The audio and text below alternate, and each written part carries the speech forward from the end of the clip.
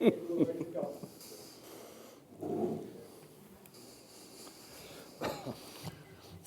evening and welcome to Taneytown's Meet the Candidates Night. We do this prior to every election, and I'd like to start off with a couple of ground rules. First, I'd like to thank the Community Media Center. You see all the speakers and cameras and all around, and this is to help get the word out, what the candidates have to say, to citizens that were not able to attend at this time. And it'll be on the cable network. And there'll also be the potential, if any of you become stars tonight and you want to get a copy of it on a CD so you can show your children and grandchildren, that's made available as well. And this is a community service, so I'd like to thank all of the people that are working so hard to help get us all informed. So the Community Media Center serving Carroll County, my hat's off to you. Another group that is represented here well and is represented in the background at a lot of our community services. I know that they've been a large help to the Chamber of Commerce and other organizations in here, is the Silver Oak Academy. They're down here to come in, volunteer to set up, have helped us with a lot. And the Taneytown Senior Center for making this facility available for us and being really nice about it too, and not making us go through all the governmental forms and other hoops to jump through. And last of all, I'd like to thank the Taneytown Chamber members and the people that have been supporting them. We're a relatively small chamber, I would say. Well, let's call us a medium chamber. We now have an office downtown. If you haven't seen it, take a walk by. It's next to the bakery, the Stonehouse Bakery. And we have monthly displays in the front window about what's going on.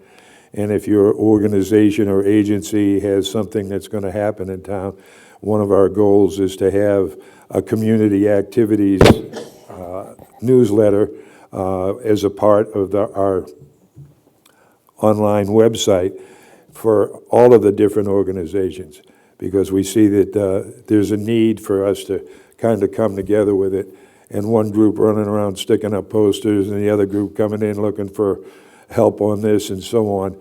We're bumping into each other doing it. So we want to have more community services and joining things together.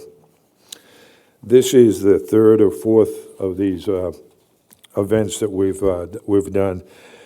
And I apologize because as I look over the paper, it does say 7 p.m. forum begins with the candidates got. So any of you that may have been scratching your head about one of the gentlemen coming, he would have been here on time. He would have been here full on time. He was misinformed, and the others got here just a little bit early. Tonight's forum will be as the others were run. We limit time for responses so we don't get a whole lot of bloviating and going on and on and on. And it also really seems to help people from just parroting what the person before them said. Now, certainly a lot of people up here have the same responses to things, or the same ideas, the same directions. So I don't mean if two people say something that the second one learned it from the first one.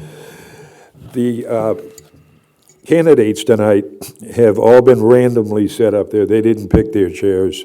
We gave them random numbers when they come in. They got a chance to draw a number so that the questions can go in a continuous forum. We will be allowing, in the beginning, when I get done with my little notes here, we'll allow each candidate a minute and a half. Now, that doesn't seem like a whole long time, but they know it's coming for a minute and a half, so hopefully they'll put the important things first, rather than doing a 45-second introduction about whatever. So we are pushing them a little bit on that. The questions that have been submitted and can be submitted now will be asked first. Now, because some of these questions are directed to some individual, ask so-and-so this. I'd like this one and that one to answer that. Our forum here has always been that if it's directed to an individual, we will direct it to that individual, but all of the others will get a chance to respond as well. So you can compare what the responses are, if it's agreement or disagreement. And if you think a minute and a half is short, wait until they get a minute to make a response. And we have, Bob is here as the timekeeper. And the idea is to make it fair, to make it pointed, and then anyone that has a question that they would either want to write out and get to Bob, put it up here, we'll do it. When we're done with these questions, then we can go to the open mic where you can come up and ask your questions.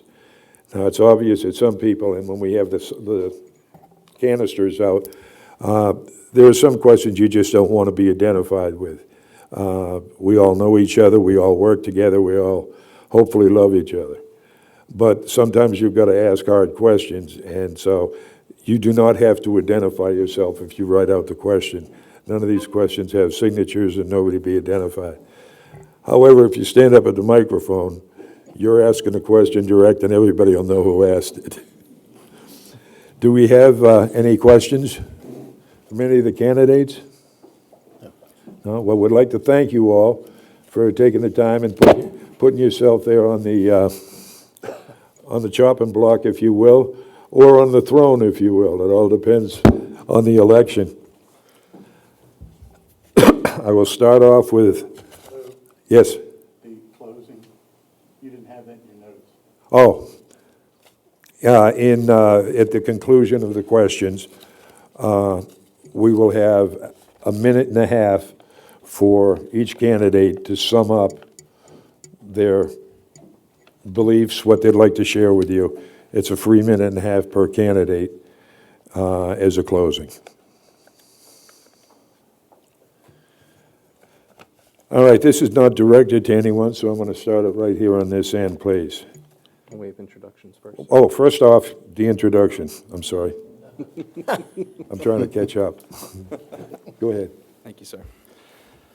My name is Bradley Wance. I was born and raised in Taneytown and have committed myself to serving this community. I'm married with 3 young sons. I work full-time locally. And I believe I'm the missing demographic for our council. I represent a part of the population that has not been represented on the council for several years. I personally pay city taxes and utilities, and I yearn for activities for my children around the town.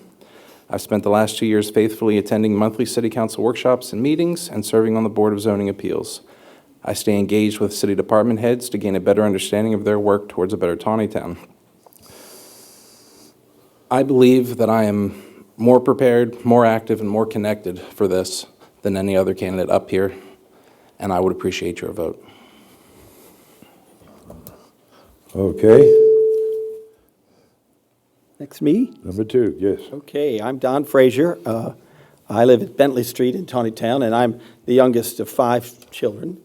My mother and father moved back to Carroll County from taking a job in Washington for the War Department, and my older brother John lives in Finksburg also. Joyce is a nurse in Texas. Linda's a doctor in Philadelphia, and Jim runs Frazier Machine Company in Hanover, where I worked for 25 years.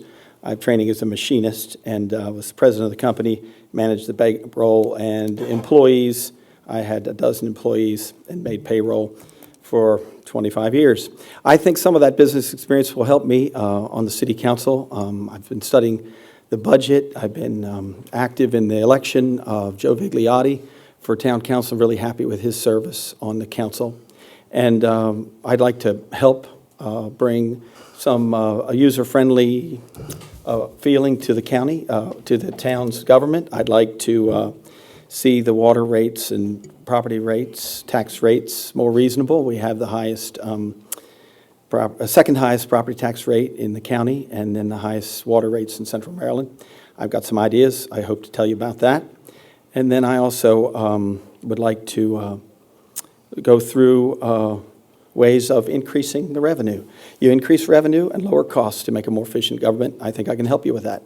So I hope you'll vote for Don Frazier on Monday. My name is Dwayne Rogerson. My wife and I moved here to Taneytown 10 years ago. We wanted a place that we could just attach to. I was raised in down in North Carolina. It was a small town down there, and I watched a lot of things happen to that town that parallel what's happening here in this town. And I know what went on there and how some changes could have been made to stop the actual crushing blows that happened to that town. When we moved here, we were drawn to Taneytown because of the environment that it has, because of all the things it has to offer. That was our inspiration, to just finding a place here. We've got attached to the people. I currently serve on the BZA. There's just a lot of things that my wife and I do. Several years ago, she tried to open a hair salon here in town, and the water was an issue. The rate that she would have had to pay was astronomical, and she now has her salon down in Westminster, which I hate to say that, because I'd rather her have it here, because this is where we want to make our home. I have two children. One serves in the Air Force in Japan. The other one plays minor league baseball, and I'm very proud of them. And I just turn to you and just say, consider me for your vote, and thank you. Ready? Okay. Thank you. I'm Carl Ebal. I can't imagine a soul out there that doesn't know me. And so far, I thank you. No one's thrown any tomatoes at me. I grew up in suburban Taneytown down in Frizzleburg. And so I've been around here a long time. And I'm proud to say I was a graduate of Taneytown High School back in 1961.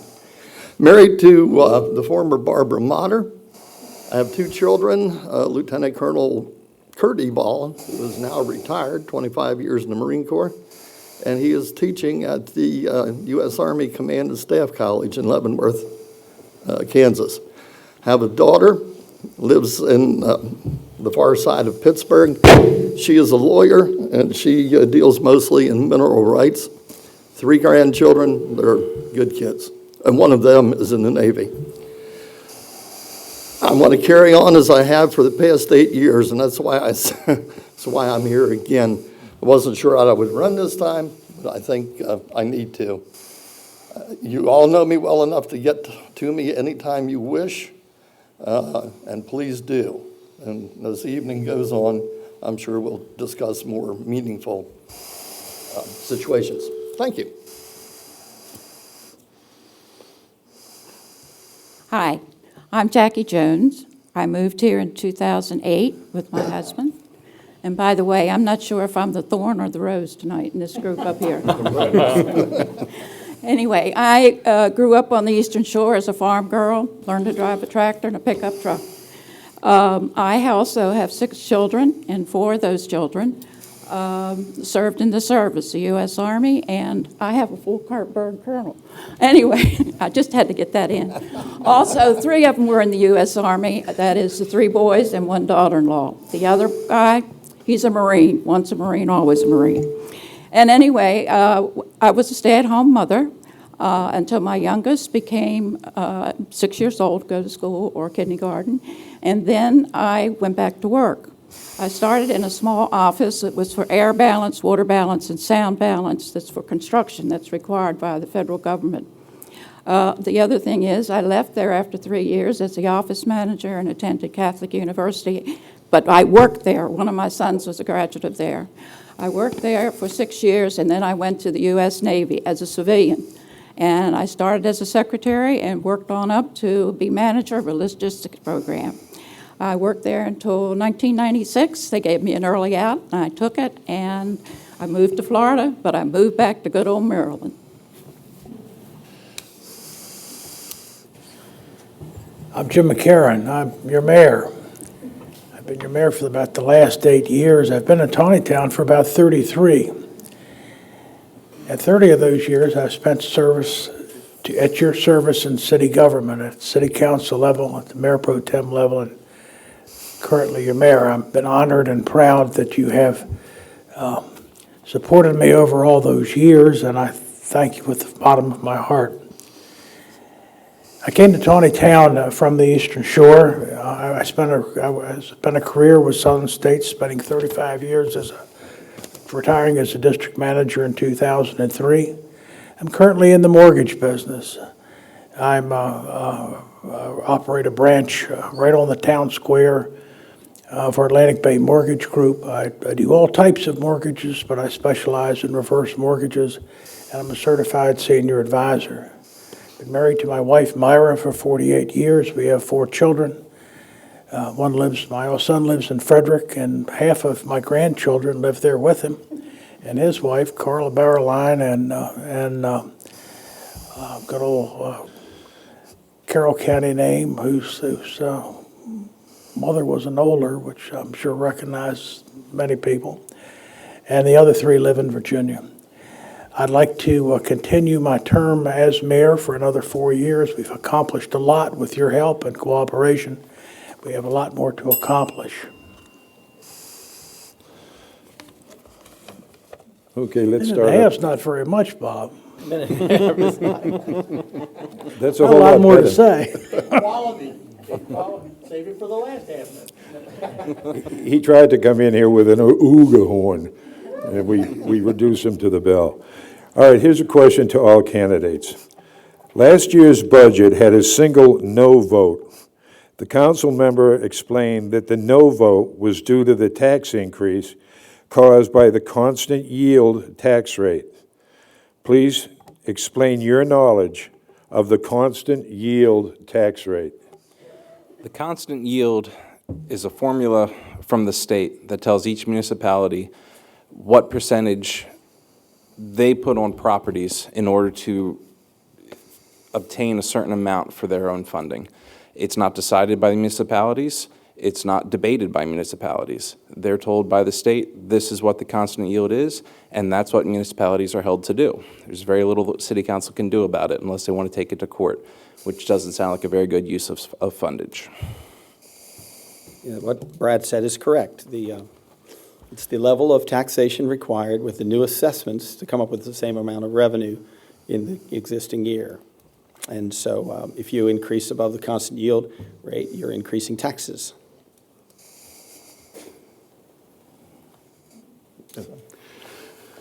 Yeah, that's my understanding as well.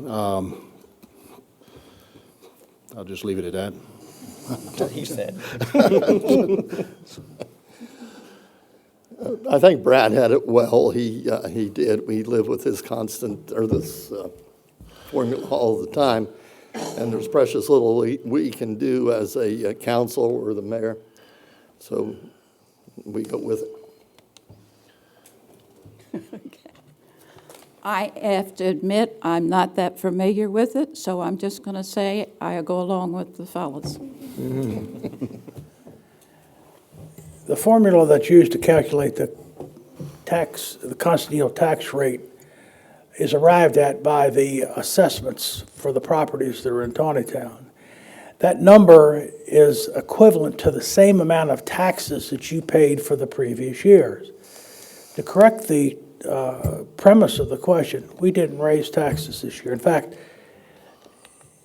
I'm proud to say that in the 30 years that I've been on councils, taxes only have been raised one time, and I voted against it then. But the constant yield provides the same amount of dollars to the city as were provided the year before. The small amount that it was available to us this year, we elected not to accept, so we just maintained the current rate that we had the previous year, so they weren't raised. Good. There's been talk about a chicken farm or a refuse plant in our area. What can you tell us? It's my turn to start.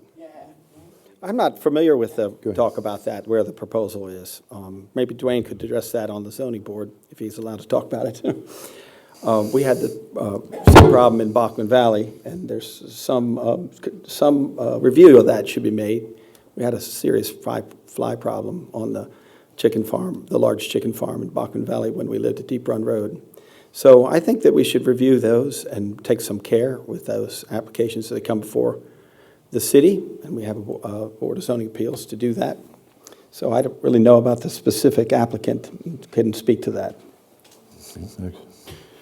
I'm not really, I'm not aware of exactly what we're talking about as far as the chicken farm or where that is. As far as the refuse plant, I believe that goes back to the incinerator. I believe that might be what we're referring to there. As far as I know, that the master plan, the rezoning for the one property that was involved in that has been taken off the master plan. So I don't believe there's been any other discussions as far as that, the incinerator. So.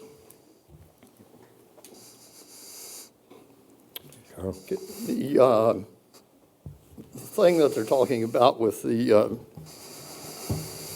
trash was actually a gasification plan. You're right there, and you have the diagnosis of it. It was removed, and hopefully it's pretty much a dead deal.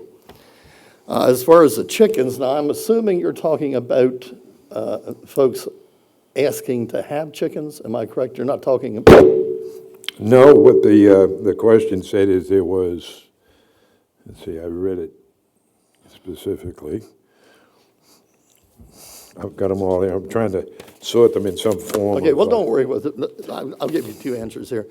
If they're talking about the chicken plant that's outside of town, just barely, we jumped on that, and the problems there, I believe, have been resolved as far as the town is concerned. The other thing is we've had a number of people ask if they could have chickens in town. And I got to tell you, and I'll probably lose some votes on this, as long as I'm on the committee, on the council, we ain't going to have chickens in this town.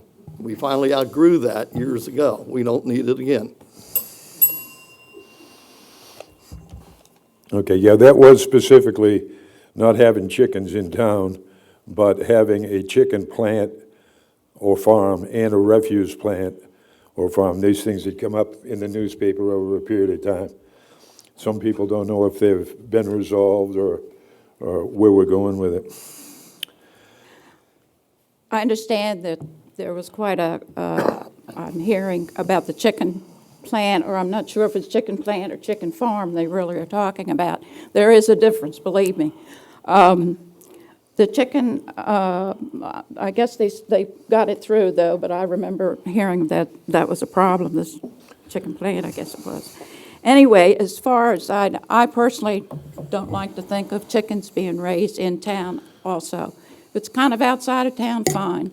But I've raised chickens, and that was one way I put myself through 1 year at the University of Maryland many, many years ago.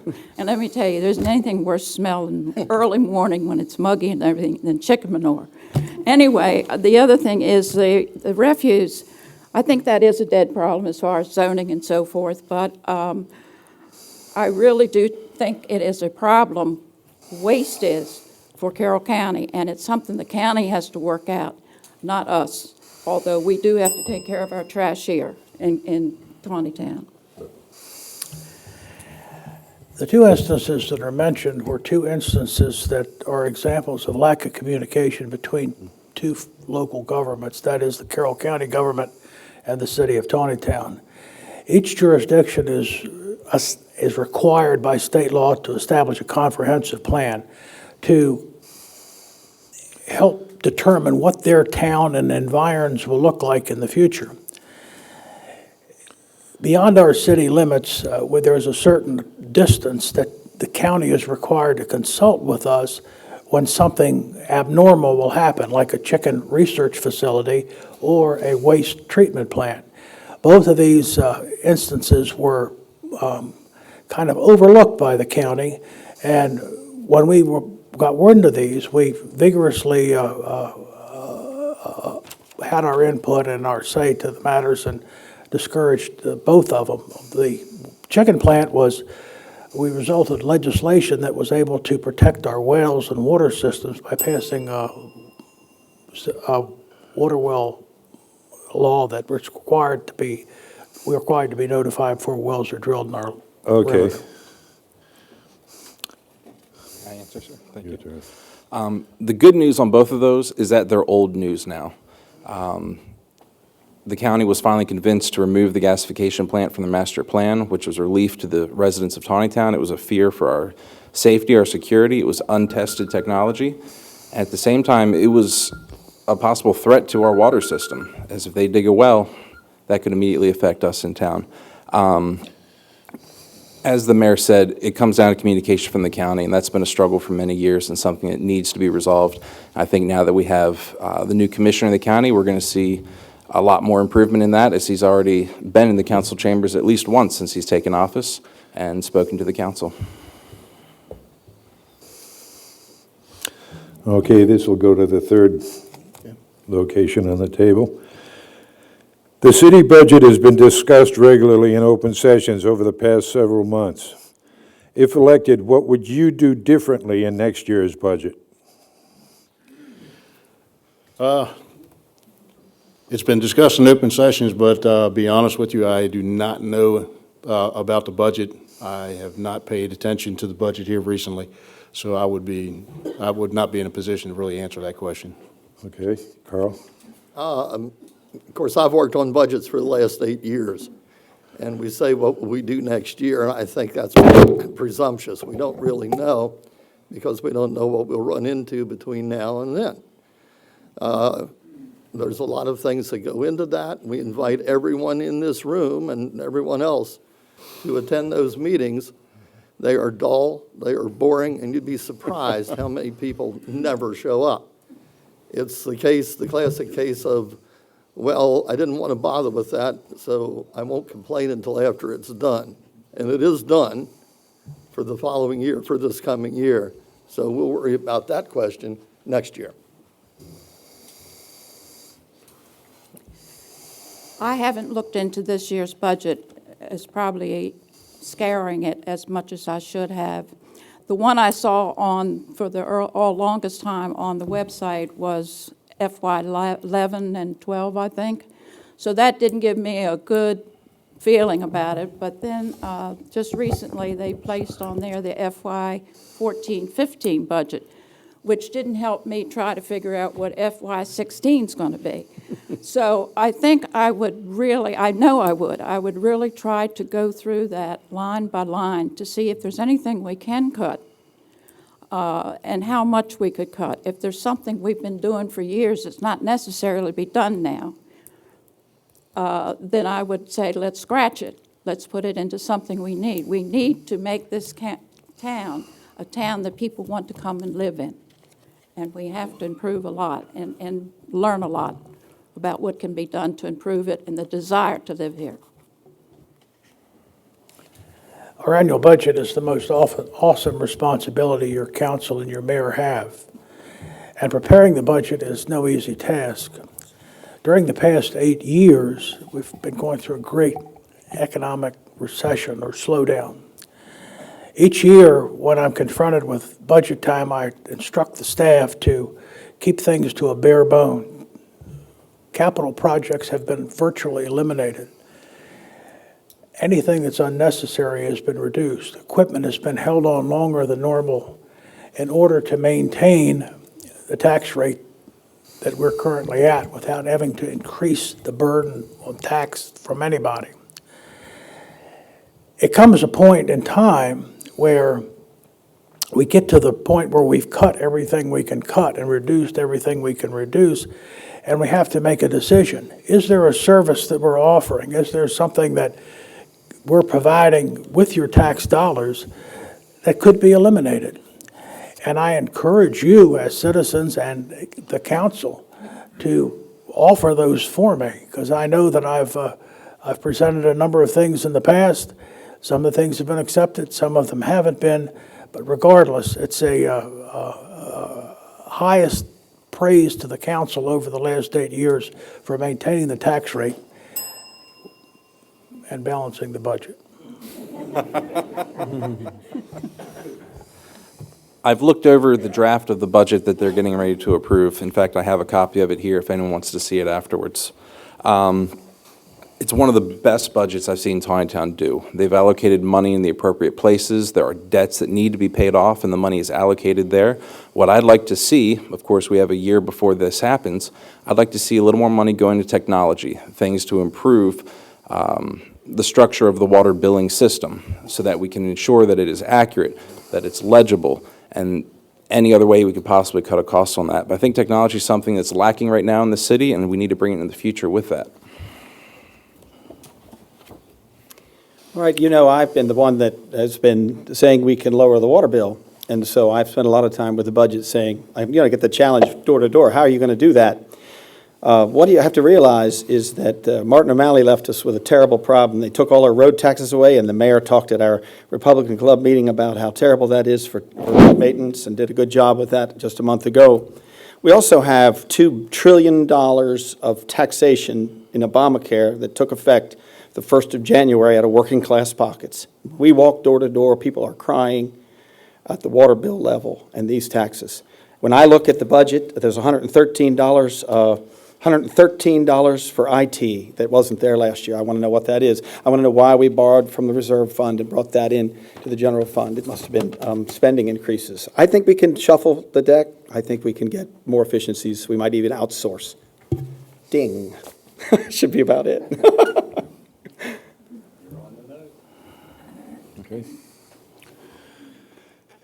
Put these three together because they're all right on the same vein. And this isn't really in the form of a question, but it's, I would imagine, suggestions that somebody would like to hear, and maybe more than just somebody, on these ideas. General statement: we need something for the youth in town. Perhaps a pavilion for concerts in the park, and give our youth some activities so we don't become a little Baltimore. It's me. Okay. Not to downgrade that remark, but I want to tell the people in here tonight and anyone listening, Taneytown probably has one of the best sets of parks in this county. We do, by far and away. We have a gentleman that pays a lot of attention to it. We spend a lot of money on it. He gets us a lot of grants. We've just obtained more ground that will become a park eventually. It's going to be kind of a park in the rough. It's not going to have ball fields and that sort of thing. We have another 23 acres that we will develop. But again, this comes down to money. We can't spend all our money on parks. We need to maintain the town. And I think at this particular point, we need to be very satisfied and very happy with what we have.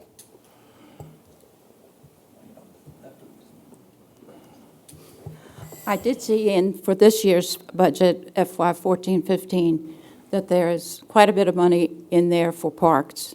Great idea. But you can have all the parks in the world unless you have children that want to go to the parks and not play with their electronics and so forth. Would they be healthier kids and probably smarter and be able to get along with people better? So I think parents have to help too, because they need a lot of volunteers out there to keep those ballparks up. And I'd like to see a pool here. I may be reaching out, but I kind of wonder if we can't get some businesses and so forth to get a pool here for these kids in the summer.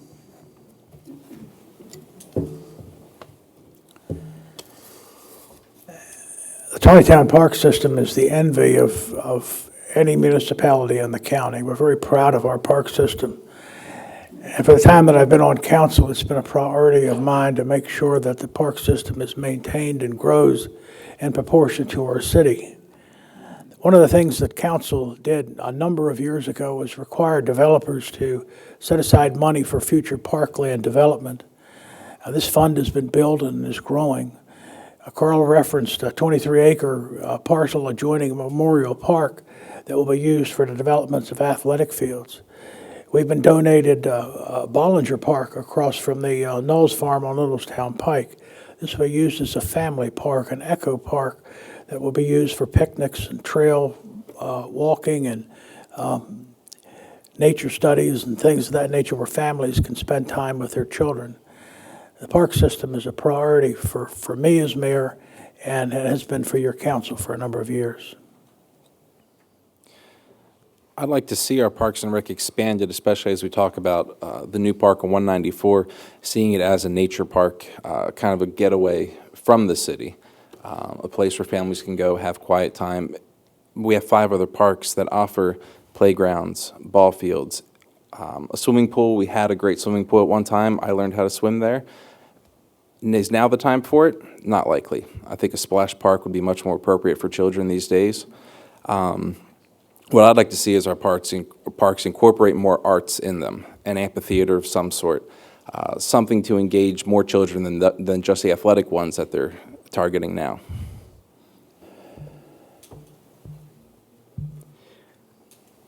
In reviewing the budget, like Jackie Jones said, there's a substantial amount of money that's put in that, and the mayor's correct. We have a good number of parks, and they would be well used. My idea would be a little different than the others.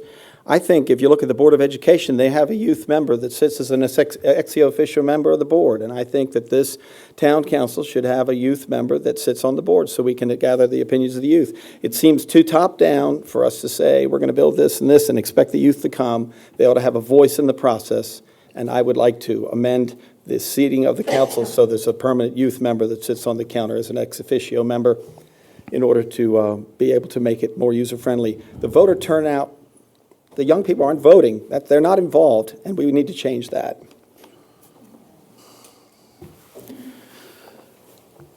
I agree that the park system here in Taneytown is probably the best park system I've ever seen.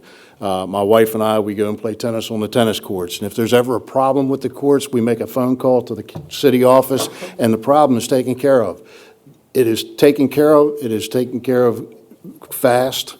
Why these kids don't go and utilize the park, don't utilize Roberts Mill Pond, and don't do these things, I don't think this is a problem that the city has. I think this is a family issue. I think that the kids need to be driven to go and want to do something, to go and have a desire to do themselves good by getting out and exploring. When I grew up, that was what I was told to do. Get out of the house, turn the TV off, and go out. And I learned a lot in my efforts growing up, and I think these kids could do the same.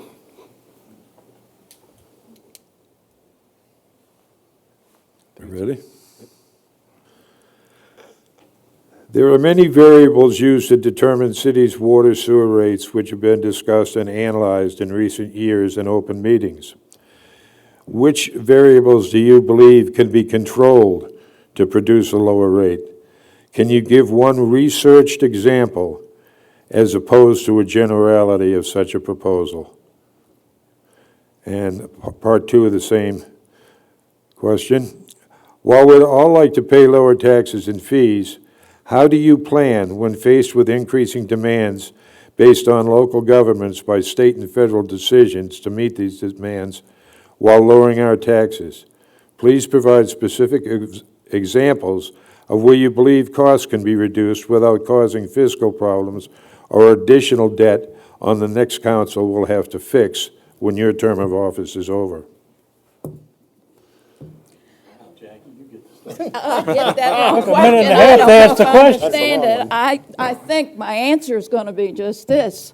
Most of the expense for the water really is a mandatory requirement from the state.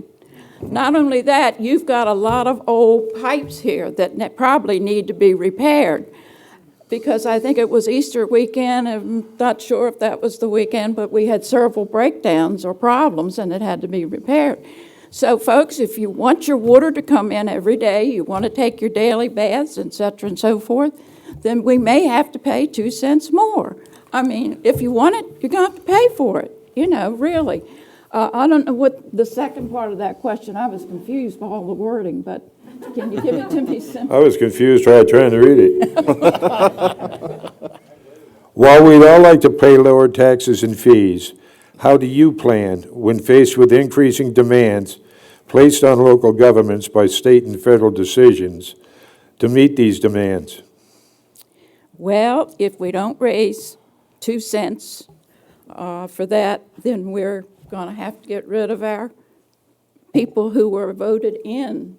So it's up to us to see how we're going to do it. And that comes from you with suggestions and ideas to whoever's serving on the council. You can't just sit back and hope we've got all the answers, because God knows we may not be the smartest people in the world.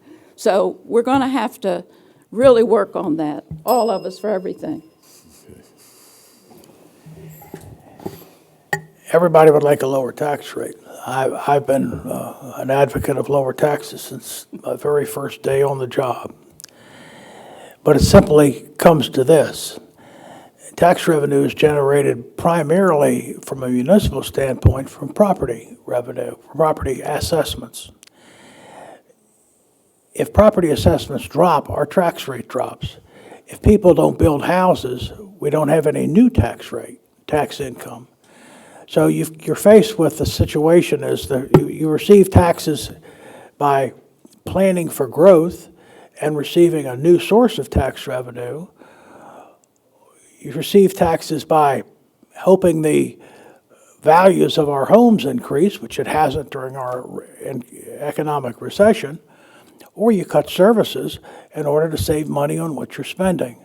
So those are the things we have to analyze. We have to encourage and plan growth. We've got to make sure that the money that we are receiving is spent wisely, and that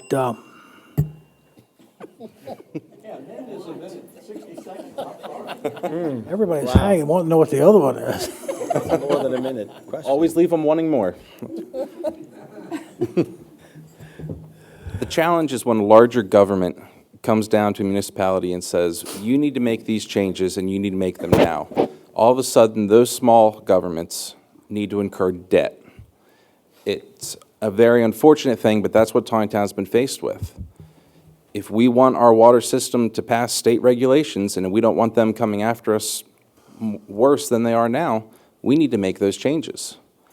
Unfortunately, as residents, we need to roll with that sometimes. And this is an instance where we need to roll with it until everything is done. We had a weekend just a few weeks ago where 7 water main breaks broke out in one weekend, and our Public Works Department tackled it and took care of it. If you want to lower taxes, you're going to be sacrificing those types of services. You'll lose police department, you'll lose Public Works, you'll lose the parks. It's important that we not give up our quality of life and our security for something as simple as lower taxes. Yogi Berra said the only place that success comes before work is in the dictionary. The fact is that it's going to take a lot of work to lower the water rates and the taxes. Disciplines. My cousin, we visited her in Ocean View, Delaware. They have a zero sales tax in the whole state of Delaware. A lot of people are moving to Delaware because of it. We drive businesses out by not doing the hard work we need to do. We have a new governor. Mayor Rupp went down from New Windsor, beat on the desk of the old governor, and got a $2 million grant out of the state capital budget. We have Joe Getty as the budget director. I was his treasurer in 1994, and I think we can get some grant money from the state and when they realize the pain that our people are going through. Also, there's other grant money that can be given to us and many other things. I have 5 things we can do. You see me after the meeting. We'll talk about it in detail. 1 minute is not much time to talk about that. I managed the grocery warehouse operation. I had a $4 million operating budget. At the end of one fiscal year, they just reduced my budget to a $2 million budget and said, you have to make the budget. I had no clue what to do at that point. The only thing I knew how to do was to get everybody together that was involved, all of my department heads, anybody that would be affected, and we had one big meeting, and we all brainstormed on how can we cut each individual department and each individual service down to its absolute minimum so it didn't cost us jobs, didn't cost us employees, and didn't cost us our operation. And surprisingly, those people were motivated enough to group together to come up with a good solution, and we actually made our budget for that year. So as far as being able to control the taxes, you can do that by controlling the budget, and that takes cooperation from everybody involved. Mayor, you had that well, and I think Brad, you articulated better than anyone.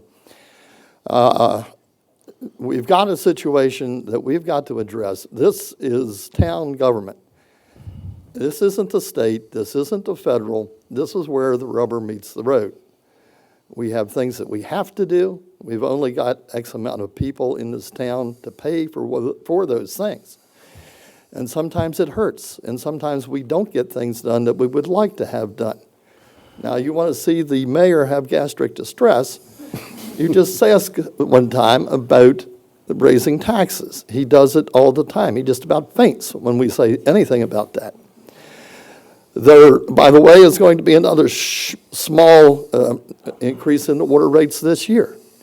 And we're working on this all the way out right at the moment to 2019. So let's not paint pictures that are not going to happen.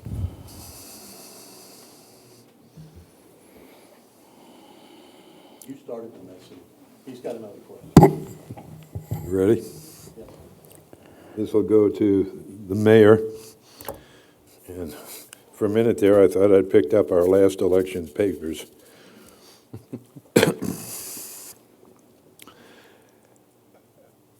All candidates. Why is the city parking lot designated for city employees and the city manager when parking is needed for customers to shop? It is very challenging to parallel park on a state highway. A customer pulls up to park and a car or truck pulls up behind them, so you can't even back into the parking lot. The signs for the back lot are not very visible for out-of-town shoppers. City employees should park in the back parking lot.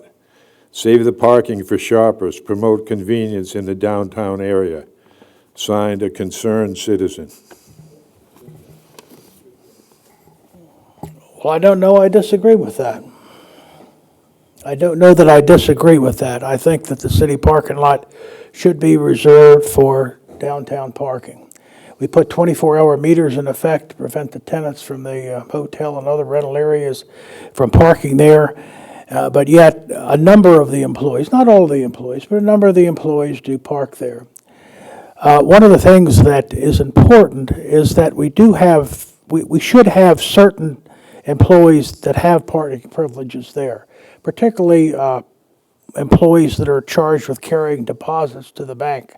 I don't think that the employees that will make the daily bank runs to deposit the revenues of the day should be charged with going around the back parking lot unsupervised. I think this is a good thing. We could do a better job in reducing the parking lot, but quite frankly, the employees are in and out. They go to this job site or that job site, and it's a time-saving factor more than anything else. I believe, if I recall properly, I may be wrong, that there's only one space in the city parking lot that says for city staff. Parking spaces, as you pull into the left, are primarily taken by tenants of the building on the corner. It's also the smallest parking lot accessible to downtown. Possibly more signage to direct people to larger lots would be great. I'd also like to see more parking in general accessible to downtown. There's always a possibility for that. As the mayor said, there are people coming and going who work for the city. Some of them can park further away. Others do need to be parked close to the building. But we can reserve some of those spots definitely for residents and shoppers to come into our downtown. Yeah, I think that's correct. There's adequate parking in the city lot. It's important that you vote for a candidate who will keep the parking meter rates low. I would be that candidate.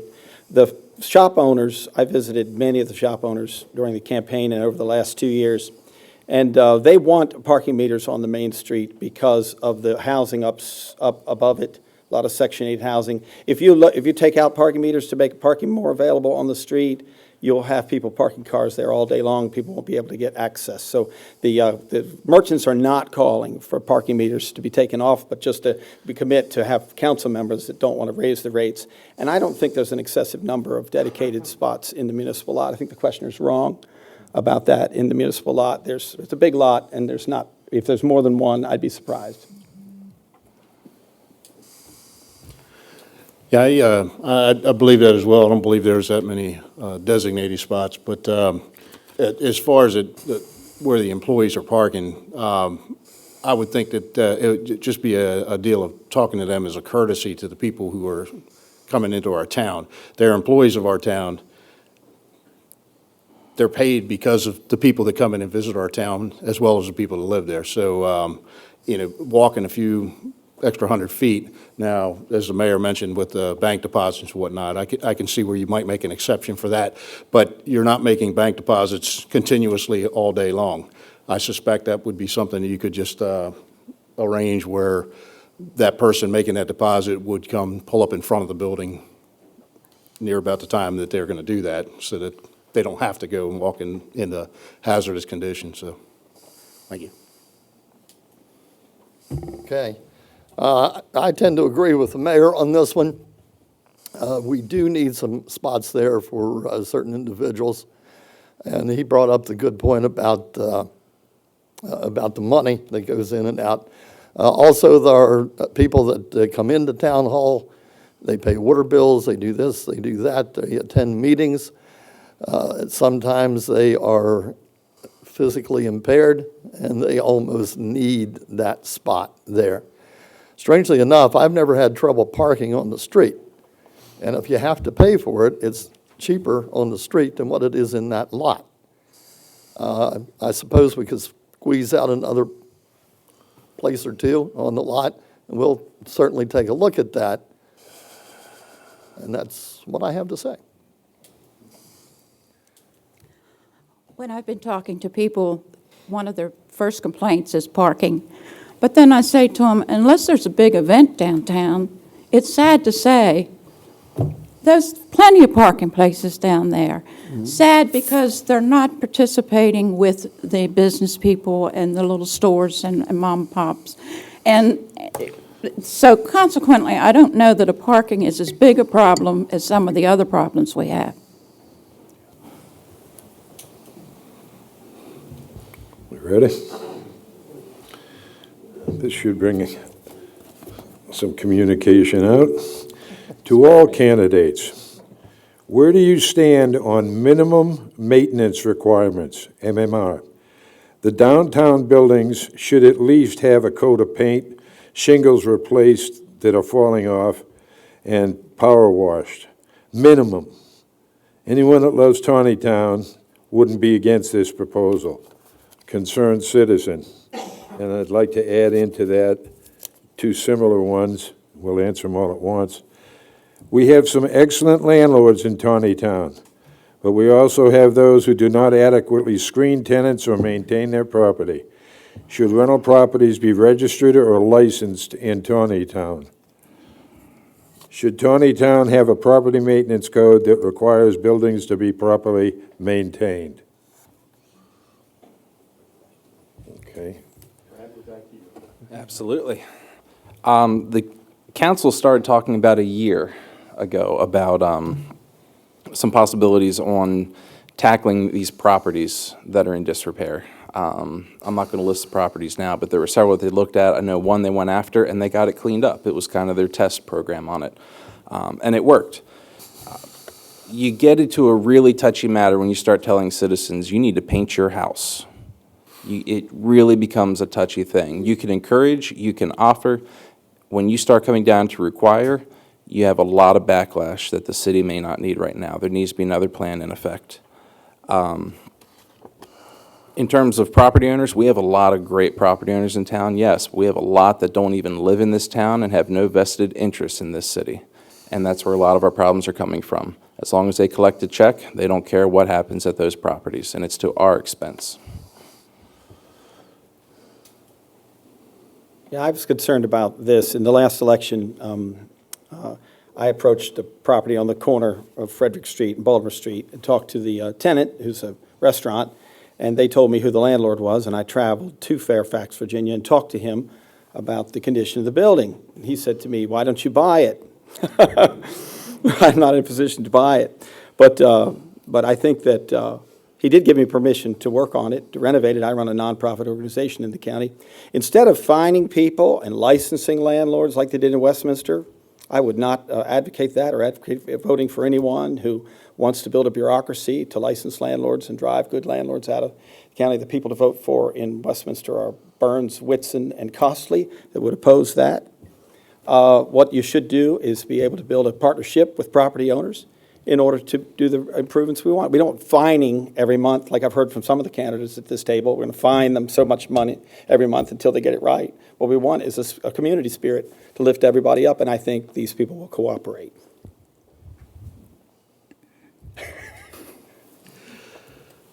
I am opposed to the homeowners associations. I don't believe that those are really acceptable. We have a few in in Taneytown, but those homeowners associations do control what happens and what happens on each one of those properties, and it seems to work very well.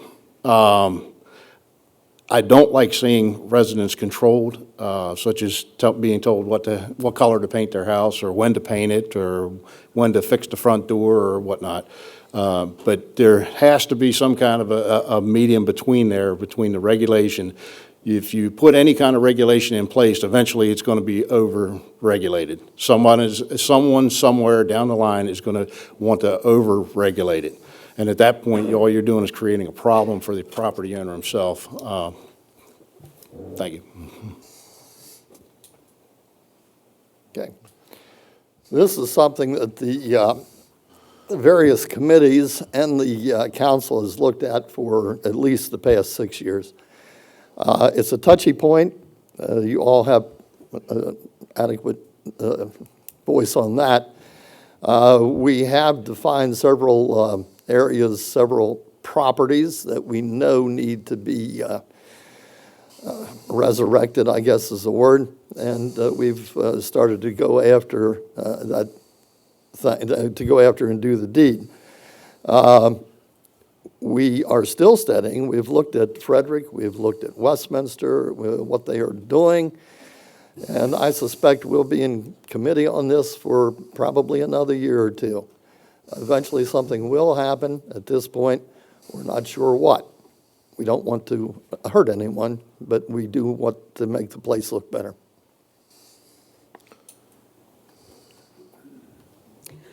First of all, property is an investment. You want your investment to make you money. And if you're going to let it run down and be in shabby shape and so forth, you're not going to make any money. It's not going to be an investment. It's going to cost you when you get ready to sell it. My thing is, to have a nice, desirable town, we need to have property that looks decent, that is, paint it or power wash it or put some flowers around it and make it look like I want to live there or I want my neighbor to do that. Your investment goes down if that neighborhood goes down or the house next door to you goes down or put something like a jail or something next to it, you know it's going to go down, or a waste landfill, it'll go down. So let's keep our properties looking spiffy.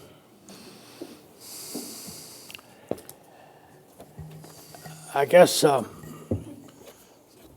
this may be my hottest hot button. I've introduced some type of maintenance standards probably every other year since I've been mayor. It's a tough issue.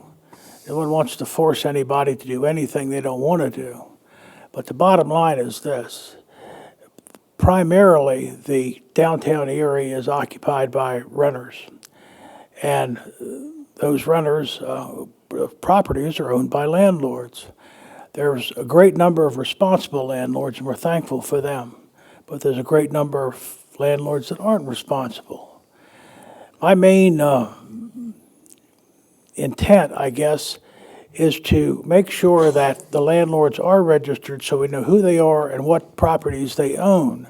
They're the only businesses in town that aren't required to be licensed. That doesn't make sense to me.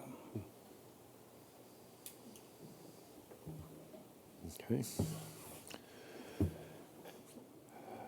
It's timely that this one came up because I kind of understand the answer has already been explored a little bit. What can be done about the Chinese restaurant on the square? Now, are we to believe that you're going to take care of that? I have his permission to work on it. Great, okay. And also, I've got a quote on the repairs that would make a big difference, about $2,800 worth of materials. That's great. That's wonderful. I don't know when, but it's- I have to be elected first. That's great. That's good when the answer comes before the No, question. really, he's a Korean man. I said, It states on here, it's a long-term eyesore, and it's full of code violations. I think that's unfair. But Passes the health department. I personally am glad to hear somebody is addressing it.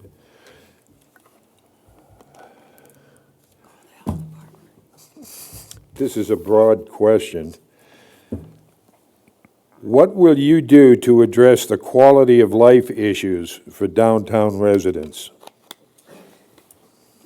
I guess so. I was just talking out of order there. Yeah. I think that downtown residents are supposed to park behind the buildings instead of on the street. And I talked about that earlier. I think the downtown quality of life issues for a lot of folks are employment-related. And I think if we have thriving businesses in the county, there's adequate employment. It's the idle people in town that affect the quality of downtown living. And I think there's a lot we can do with that as far as a town government to make it user-friendly. We have businesses going out of business because of the high tax rate. We have people won't locate. There's an empty industrial building up next to Worthington Pump. And we just need more employment. I think that's good. We need to be careful with those families to make sure that we cooperate with social services to get these people out of idle conditions and into work. And then I think that would improve the downtown quality of life. I tend to agree with that. The people that are living in that downtown area, a lot of them that are, so to speak, bringing it down the quality of life there. It's because most of them are not working or very little work. They really can't go anywhere except for downtown.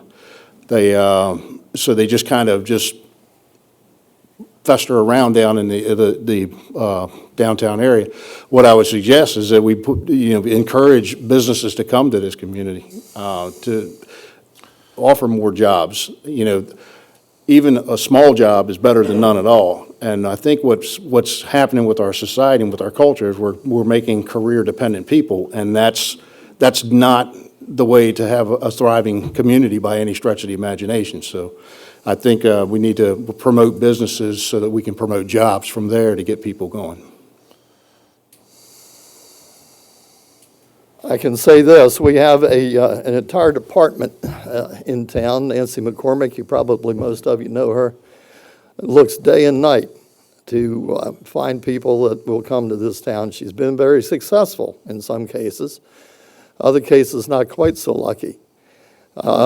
We have a problem, we know we've got that problem, but the people that are causing that problem, we've got to remember this.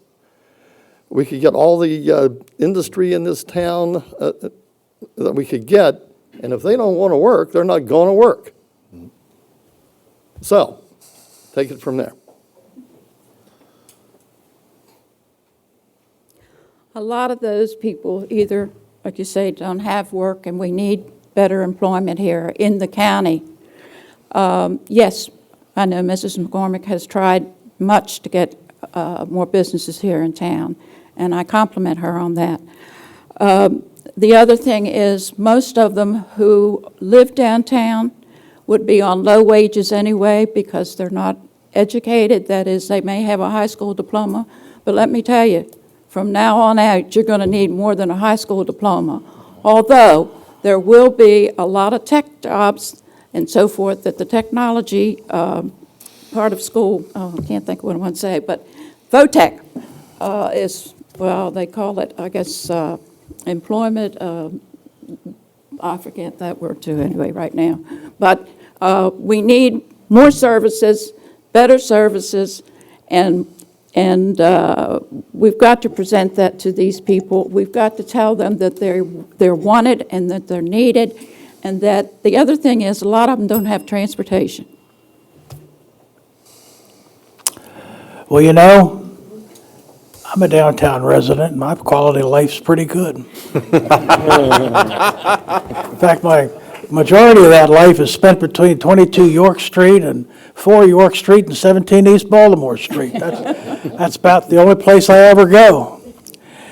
But it comes back to what I said during the last question. Responsible landlords rent to responsible tenants. Irresponsible landlords rent to irresponsible tenants.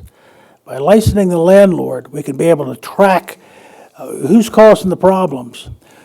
Is we have too many police calls at this address, or do we have too much response time for our planning and zoning director?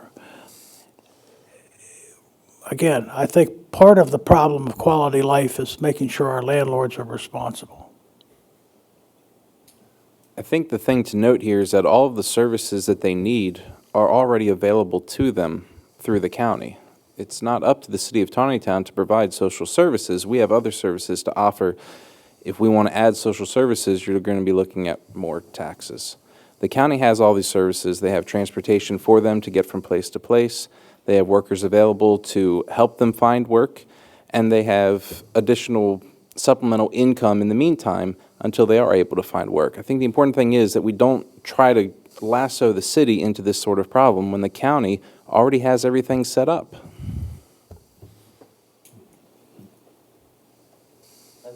That's it. So I think I started with that one. Yes, you did. Yeah. We started twice with it, as a matter of fact. Well, we got off on the I swear somebody must have had the head in my question box over there, Mr. Mayor. Should Taneytown penalize property owners when the police have to respond to repeated calls for service? I believe you made a statement along those lines, or someone down that end did, about everybody saying we should do this, we should do that. And this is about repeated calls for service for our police department. And that goes to number 4. No, number 3. 3. Yep. I have background in law enforcement, and I would say certainly on repeated calls, nuisance calls, that I would think revenue for the city also can to help pay for our service of having our police department. Repetitive calls should be fined or a fee assessed to them. I don't have any problem with that whatsoever. That sometimes tends to lower the amount of times you get calls that are nuisance calls. So, thank you. Okay, I might say this. I know that our police department does monitor that very closely. We're very fortunate with the police department we have. They don't always eat donuts. They actually do a lot of work. If you would see them the way that I see them, you would understand that. That is something that we have talked about, repeat customers, the constant ones that repeat and repeat and repeat. And yeah, we do need to deal with that. Oh, I agree wholeheartedly. I mean, you know, if you want to play bad, you're going to have to pay bad. So, yes, and I also think that, more I think about it, the landlord should be registered. That's the way we could be accountable or make them accountable. And so many calls to that residence. Don't raise the rent on them. Get them out. We don't want bad boys in town. Very quickly, I know I'm not meaning to butt in here, but we do have some landlords that police their tenants now. No names, but we have them. They're good. Okay, so there's something in progress. Okay. Yeah, again, our police department is awesome, and you'd be amazed at the number of high-level, high-profile crimes that are solved or begin to be solved because of the efforts of our police department. I was at the youth police training session last Monday night, and fascinated the whole hour and a half that we sat there, these young people listening to different techniques on crime investigation and ways that and some of the things that have been accomplished through our own police department. Again, responsibility is the key issue in today's society. People have to take responsibility, whether it's the tenants, whether it's the landlords, whether it's the property owners. People have to step up to the plate and say, yeah, that's my job, I got to do it, I got to follow through. And we need a way to monitor that. It does come down to the responsibility, especially the landlords. If they care about the image of the property, or even their own image, as anyone can find out who owns a piece of property in the state of Maryland. I think before everyone jumps into finding them, there can be a mediation stage where you take the landowner in and say, look, what are we going to do about this? Let's have a plan. And the city is well within its means to do so. Invite them in, give them a cup of coffee, and ask them, what can we do to fix this? Aside from that, there are municipalities, usually larger cities, that do charge residents for excessive calls to the police or fire department. And that's something that may have to be considered if this grows out of control. Yeah, when the fire alarm goes off in some areas, like you said, Brad, you get charges for too many calls. This is a situation, like I said earlier, each problem we discussed tonight requires a board member that's willing to work on it.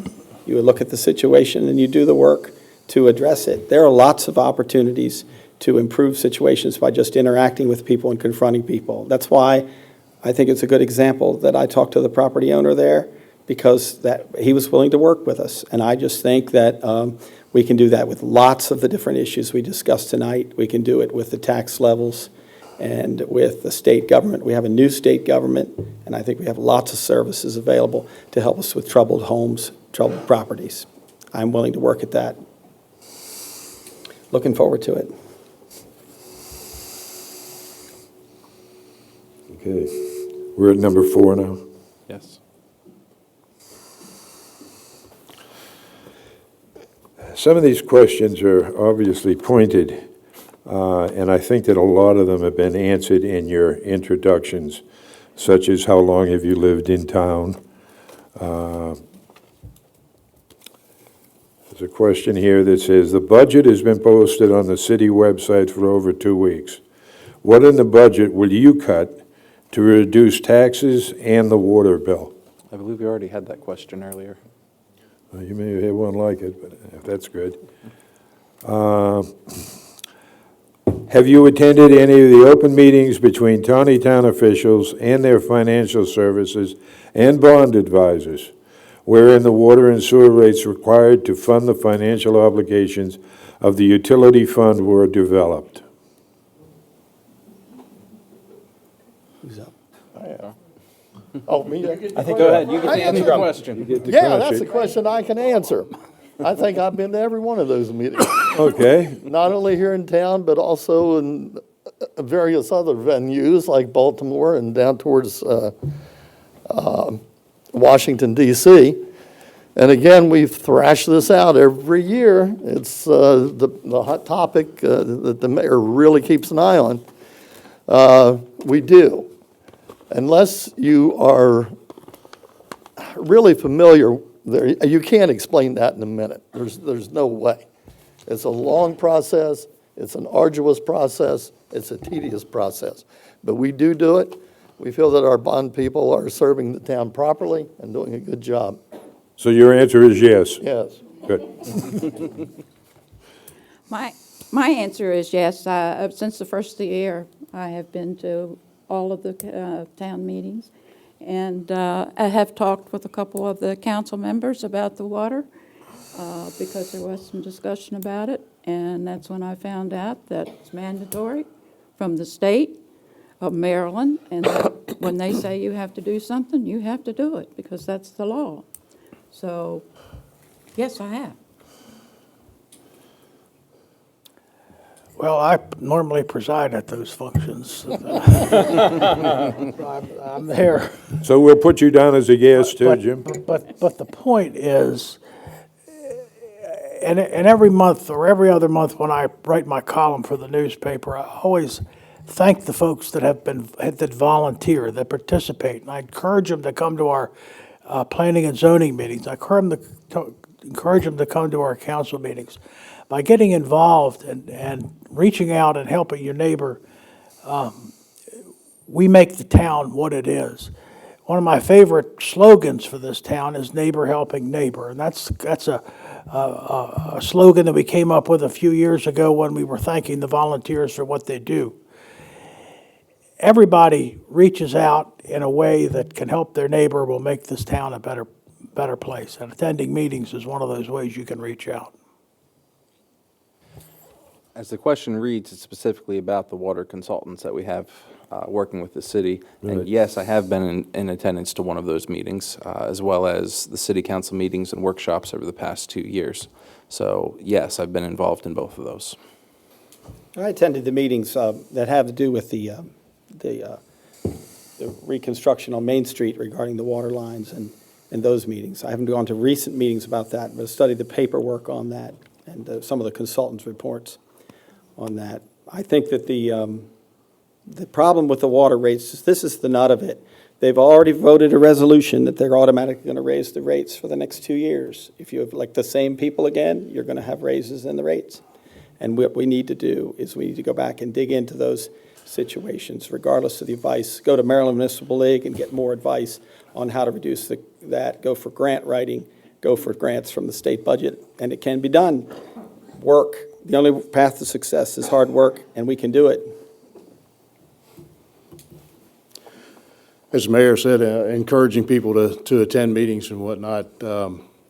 It's surprising to me. Earlier this year, I attended one of the workshops and took a guy with me who actually lives here in the city. He's never been to one before, and he was intrigued by what he heard. Even though it was basically a workshop, there was a lot of talking back and forth, and just the level of what he heard encouraged him. So now he's going back and watching the meetings on cable and whatnot, and going to the website and looking at things. And it is true, if you encourage people to do something, chances are, if they see something they like, they're going to keep on doing it. And as far as the bond people, what I've seen, that is good. Yes, I do agree that they're doing a good job. We started with Carl, so next question. Okay. The rest of the questions, as you can see, we've gone through a number of them. One was in reference to where we stand on the rain tax. That's that issue. Dead issue. I can address that. Okay, well, Well, it's not an issue we're yet. supposed to be on number Nobody 5 wants here. So Carl, you want to Unanimous. put out the word on the dead issue? And we can- Jones first. As I said, it's a non-issue at this point, and we hope to keep it that way, because it wasn't smart, as far as I'm concerned, for the Maryland delegation, and not our delegation, but the entire delegation, to come up with such an idea anyway. They did not plan, they did not look into that correctly, I do not think personally. Do the rest of you concur that that's an adequate answer for all of you? I have another comment, if it's all right. Go right The ahead. bill that just passed in the legislature called the water tax repeal is not really a water tax repeal for Carroll County, because when the regulation came down to Carroll County, the Board of Commissioners said, no, we won't comply with the legislation. They fined us $10,000 a day for a year, and when it got close to the election, they dropped the fines, and we have a zero water tax bureaucracy. Now the new bill sets up a water tax bureaucracy in the county and requires us to set a rate. So we're really in a worse situation now that they passed this bill in the legislature called the repeal than we were last year when we had no tax at all. Okay, good. So that's gone the way of the incinerator. Can I add- and Mike the incinerator and the chickens. Mike Miller wrote the bill, and it's not a clean bill, and it became the law, so. Can I add a little bit to that, please? Yes. The rain tax is an onerous bill that nobody likes. There was a piece of legislation in this year to repeal the rain tax that Governor Hogan's administration sponsored, and there was a form of it that was passed. It was much watered down. But the final result was an example of what we did here in Carroll County with the municipalities working with the county and formulating a plan to address stormwater management needs. And I think we should be proud as municipalities and as Carroll Clinians, if that's the right word, to say that our model is kind of the form that other folks are going to be looking at to follow and to mitigate the impact of this rain tax. Okay. How will you support the city's vision statement, which was developed several years ago by a group of volunteer Taneytown residents? And I'm going to add to that another one. Which of Taneytown's mission categories do you feel is most important and why? Mayor, you start. Mayor? 5, yeah. Well, I helped serve on that committee. I think the vision that we have of maintaining our small town atmosphere, by maintaining our quality of life, by planning growth that is sustainable and at the same time contributes to the overall well-being of the town is an excellent goal. Councilman Rick Hess was the chairman of that committee. We had Nancy McCormick involved. It took several more meetings than originally planned to come up with the right wording, but I think we accomplished a lot, and I think it says a lot for the way we want this town to look in the future. Absolutely. The vision encompasses what Taneytown needs to look like in the future, and we're taking steps towards that way, but it definitely needs to take larger strides to get there. As I look at the changes that I've seen in the 33 years of being in the city growing up here, it's made a lot of changes in that effect. And at this point, it's time that we reinvent Taneytown and make it a better place. And that vision statement immediately speaks to that. So all the residents can once again love this city and have it somewhere their children can have great memories.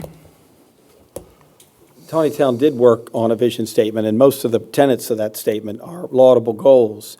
The actual result of some of the policies make it not attractive for businesses to come here and stay here. I'd like to change the vision of Carroll County, of the town as it interacts with the county's economic development policy.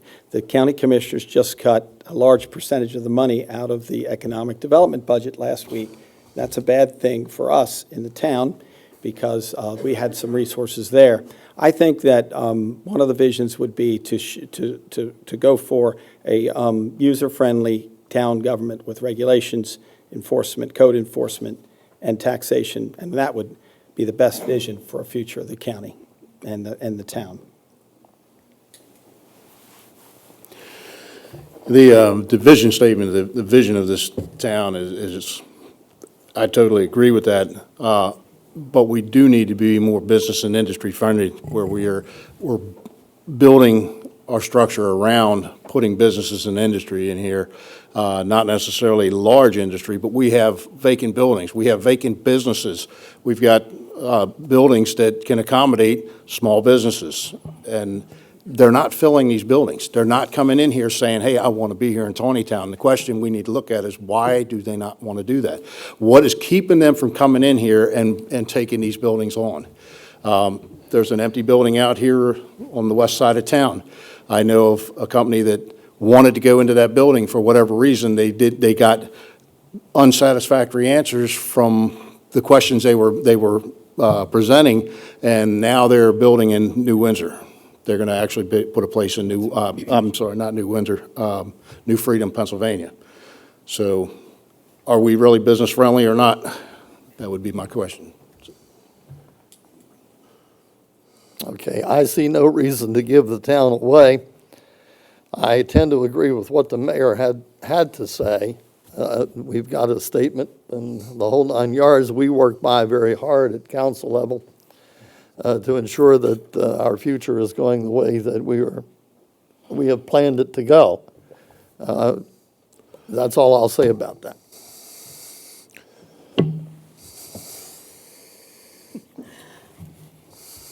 I think it's probably time for us to relook at those visions and see what is for 2016 rather than, I'm not sure what all the visions were. I have to admit that, and I haven't seen a copy of them, but I think it's probably time for us to renew them for further down the way. Without good planning and managing of your resources, you're not going to complete things and make it be better.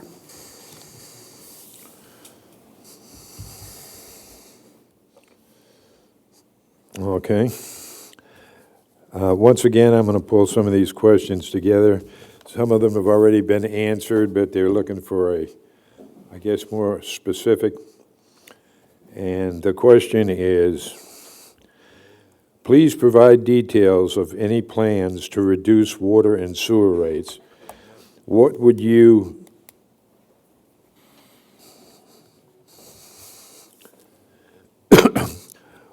utilize to lower those rates? I will make no promise to lower water bills. At this point, it's become an empty promise in this city. We were stuck with a state mandate. We have debt. The debt must be repaid. We don't have the option to ignore that debt. It's a sad state of affairs, but it's unfair for anyone to promise something like that when they will not accomplish it. I agree with what Brad said, that if you elect Brad, the water rates won't go down. Thank you for recognizing that. They've already passed a resolution to raise the water rates, and they did that so they wouldn't have to vote on it because it's so unpopular. That they did the same thing with the gas tax at the state level. They already passed your tax increases, so they only vote once in the legislature on it. It's a political trick. And what the questioner wanted to know about specifics, it came up in the earlier answer. You need to refinance the debt. Instead of passing existing debt service on through higher rates, you need to do the work of going to the state and to the county. Nobody approached the commissioners and asked for a municipal bond rating and extended the debt over 45 years. We had to do some things. We had to do everything, MDE said. We could have fought them on that, but we caved to them, and now we're stuck with the debt. Now we can refinance the debt. I can do that. I've done that before in business, refinance debts, work with people on different debt instruments to lower cost and spread burdens instead of dumping it on folks. I agree with that as far as the reducing the debt. There are many instruments, many tools that are available to do that. It just is a lot of work to go out and do it. I don't believe in the word can't. I believe we can. It's just a matter of how hard do you want to try to do it. And I think a lot of times what we end up doing is we get so frustrated because we keep beating our head against the wall, we just stop and we say we can't do it anymore. And I don't feel like we can accept that word. I think we got to say we can, and we're going to try. Okay, now this will come as a shock. We've just done that. We've refinanced. I'll let the mayor get a little bit heavier into that, but we just did it.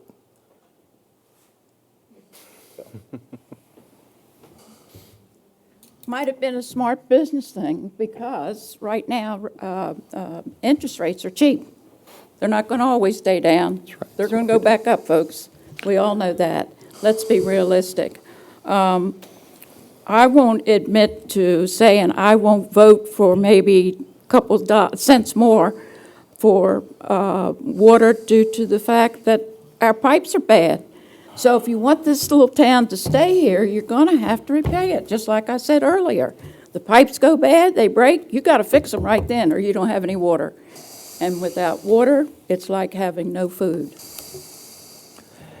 A couple of our panelists have exhibited a complete lack of understanding on how the system works.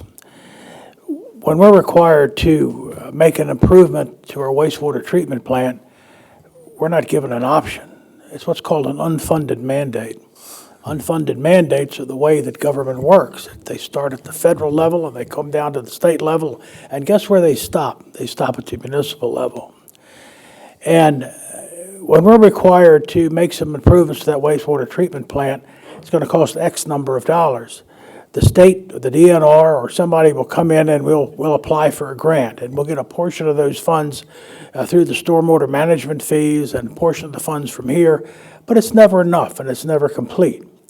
In order to complete the project, according to their terms and their specifications, we have to file for funds, file for a loan. When we file for that loan, the state says, well, you got to pay this loan back. And how are you going to do that? This is what would require you to do to pay this loan back. So that's how the water and sewer rates come to be. Talk about trickle down. They trickle down. Okay, there were a couple of questions in here that have been answered in one form or another, and there's no sense of repeating them. I think we've had some good dialogue, but I would consider and encourage you all to, if you have questions, verbal questions, by all means, step up to the mic and ask your question. We may have received what we would consider to be a half an answer, or we would want a follow-up question to it. And the way to do that is either through the microphone, or we encourage you to also to stay here and partake of some light refreshments and use this opportunity to meet these gentlemen, these candidates, the lady and the gentleman, and stand in the corner and talk with them and so on. We didn't want you to just have us see the candidate. We would like for you to meet him, and I think that it'll help them as well in making sure that what their vision is reflects what your vision is. And I think, the last thing that I said last year, we're going to give you each your minute and a half, but I think that the most important thing I said last year that was picked up by somebody as a quote: if you don't vote, don't gripe. Okay? And when we talked about having the elections in town here, last year wasn't as bad, but the year before, the turnout was terrible. And I know some faces out here that gripe and moan about this, that, and the other thing, but I bet if we checked the voting record, you wouldn't have them on there. So, I mean, we talk about having mandates coming down and so on. Our only way to speak back up and to put people in that are going to reflect our needs and have our support is if we vote. And one good thing about it being a small town, you don't have to travel for an hour to get to a voting booth. And I think next year or next election cycle, I think we're going to put together a team to go out and get out the vote, because we should have been ashamed of what it was the year before last. I'm not sure this year, percentage-wise. I think we came up, or I'd have been pulling out more of my hair. Okay, a minute and a half for each of you to do a I think closing. we're doing questions. Oh, okay, yeah. Questions for. We'll see.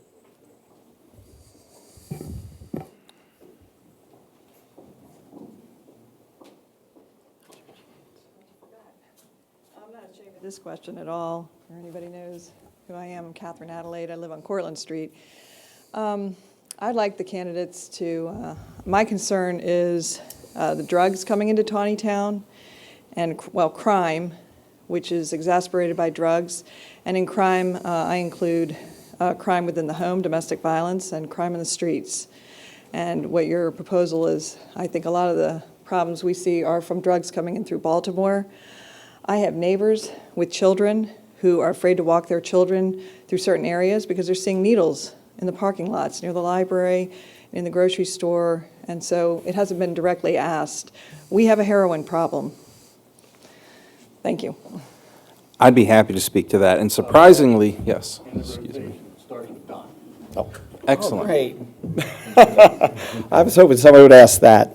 The county government is just, with Sheriff DeWeese, just organized a great new drug enforcement task force. It's called the Blue Ribbon Task Force on Substance Abuse. And they've added funding to that, and they're asking for town participation on that. I think we should parallel with them and cooperate with this new drug enforcement initiative for heroin usage remittance, and we can remission, and we can do that in cooperation with county government. Our county commissioners were very wise to work with the sheriff's department and do that. And Taneytown does have a heroin problem, and we should not act like it doesn't exist. Those repeat calls we talked about, a lot of them are drug-related, and I think we have the equipment now to make a difference. And Taneytown needs to be proactive, not reactive to this problem, and I'm willing to work on that.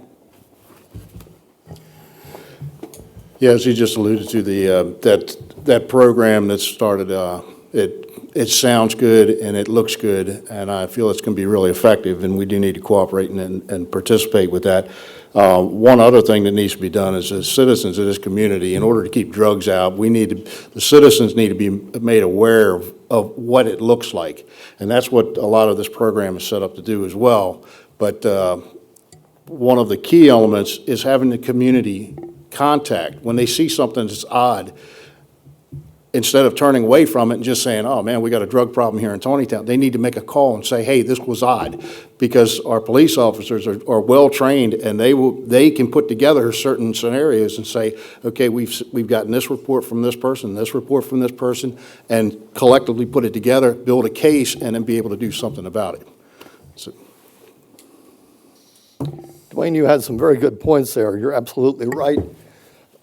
I think, by and large, most people have no idea of the drug problems. It's not just heroin, it's others. And everyone tends to turn away from it. They're afraid. That's what we have our police department here for. The police department does a wonderful job in stopping drug trafficking, but they can't do it all. They need the help of the citizens. Instead of talking about it, we need to call them. We need to talk to them. I talk to Bill all the time. And if you can see, we don't put the word out, I think, as much as we should. They are constantly on drug dealers in this town. We get rid of a lot of them. We just don't get rid of all of them. I don't know if many of you realize it, but we had a town meeting here with our district commissioner, Mr. Wantz, Steve, and with him he brought the state's attorney as well as the sheriff with him. And the sheriff was very honest with us, because I think it was the weekend of Easter weekend, he set up a block or something, whatever they call them anyway, down here on 194 coming from Littlestown into Taneytown. And he told us that the drugs are coming from New York, through York, down through Taneytown, because Taneytown, you can go south, you can go west, you can go west and east and north and south, and so the department was working with him. I've talked with the police chief here, and he is very aware of it, and they are trained to handle it, and they are all working it. But people face it, it's here. It's here as long as, and also human trafficking. Remember that. And by the way, Congress passed a bill on that today. The drug problem in Taneytown is a real problem, as it is for the rest of Carroll County, as it is for the rest of Maryland. I think it's finally getting the attention it deserves on the state level. Governor Hogan has made this a focus of his new administration. Our state's attorney and sheriff have focused on it here in the county. And I know personally our chief spends the majority of his time working drug patrols and drug investigations in our city.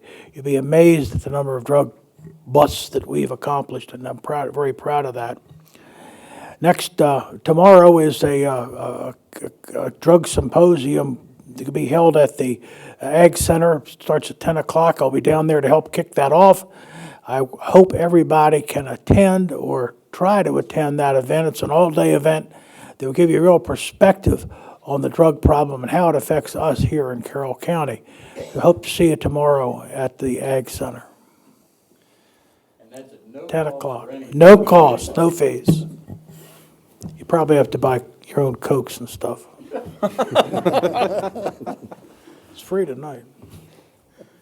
The drug problem is a problem in Taneytown. It's a problem in Carroll County. It's a problem in Maryland, as well as nationwide. Interesting facts that Sheriff DeWeese shared with us a few weeks ago. 79 dead in the last 33 months from heroin. This is countywide. Carroll Hospital Center, over 800 overdoses due to heroin in the last year. It's a big problem. I will defend all funding to law enforcement to make sure that they are properly funded so that they stay on the leading edge instead of trying to catch up to crime. When the county did their, we'll call it a sting on 194, 7 arrests attributed to heroin coming into our city from York, Pennsylvania. And that's what makes us different from Westminster. Theirs is coming from Baltimore. Ours is coming from York, Pennsylvania. Okay, I'll be a citizen for a minute, but I won't jump up to that mic, okay? The problem, oh, there's someone else waiting, I'm sorry. I'll go back to moderator and you ask your question. So, I think I just may have Councilman Joe beat as the youngest person here. But speaking of which, I think I speak on behalf of the youth when I say that the young people in Taneytown are indifferent towards the affairs of the town, and likewise, Taneytown doesn't really seem to care about young people in the eyes of young people. But in Muskogee, Oklahoma, an 18-year-old can represent a population of 20,000 people as a councilman or mayor. In Hillsdale, Michigan, an 18-year-old can represent a population of over 10,000 people as either a councilman or a mayor. An 18-year-old can go to any convenience store and tar up their lungs with cigarettes. An 18-year-old can go to any recruitment office, sign a paper, pick up a gun, and fight for their country. Yet here, in the city of Taneytown, you have to be 25. I think that's absurd. You can't be one of the candidates that you're legally allowed to vote for. Now, if you are also enthusiastic about the youth here, instead of Parks and Rec, while we're focusing on financial issues, why don't you amend the law?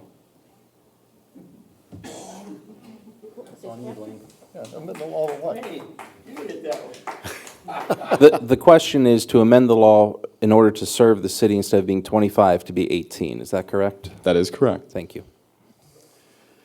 I wouldn't be opposed to that. Age, as far as I'm concerned, if you're 18, you're a legal adult, and you have the mental capacity to hold that position, I see no reason why a person shouldn't be able to do that.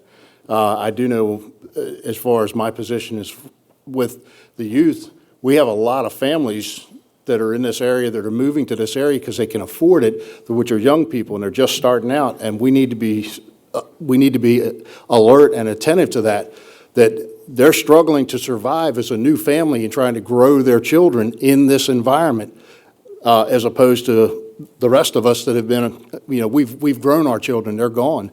So these people need to be looked at. They need to be an integral part of our government system. And they also need to be looked at as far as their taxes and how they're able to survive financially within the system. Okay, I'll go with the unpopular part again. I suppose it would be nice if we did that, but I think we need people running a town that have a little bit of common sense, a little bit of past history. We don't need kids. I grant you, there are some 18-year-olds, there's probably some 16-year-olds out there that have the intelligence to do it. But they haven't been homeowners, they haven't been married, they haven't a clue as to how a town is run, and we're going to bring them in and say, do your thing. But they make fantastic soldiers, don't they? They sure do, and I was one. And I didn't complain. I knew that. That was part of my duty to my country. I'm not complaining. I think we're getting a little bit off track here, but. Does everybody get a chance to Yes, address it? everyone will get a chance. Yeah. Oh, Go ahead. I first, you had your Okay. turn. No, I didn't, not yet. If you can tote a gun and you're taught to fire a gun and go over and face somebody that's going to put a gun in your face or shoot a missile at you, yes. But you have to be a responsible one. Very responsible and know what you're getting into.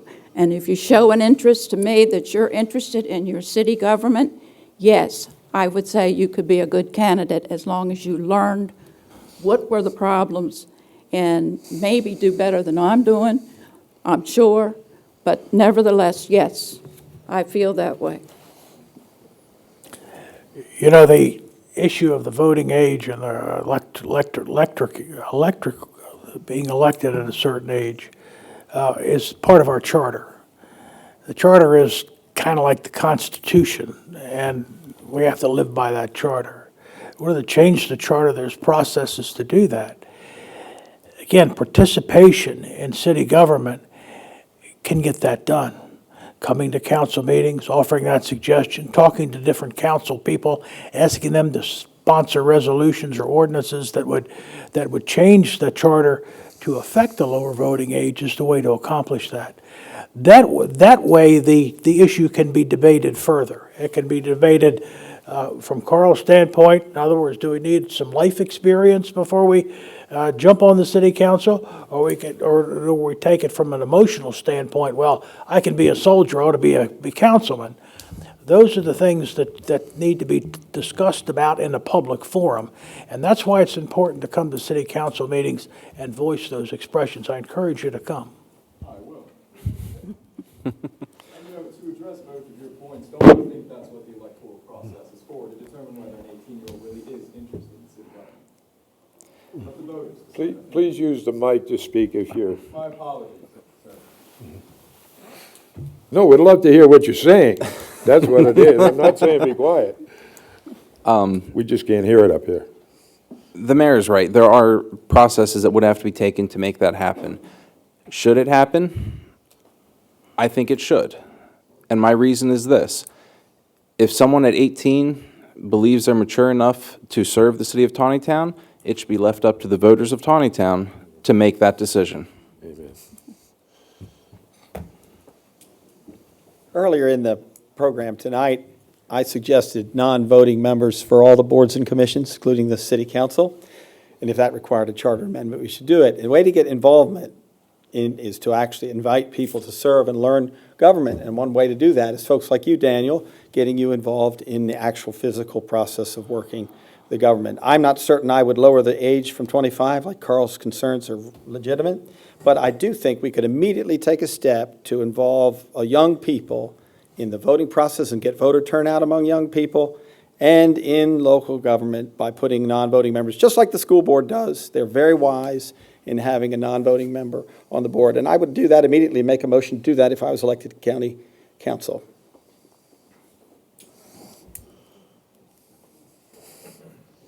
Is that everyone? That's everyone. It's everyone. Okay, I'll go back to being a citizen again. Oh, here I am. There we go.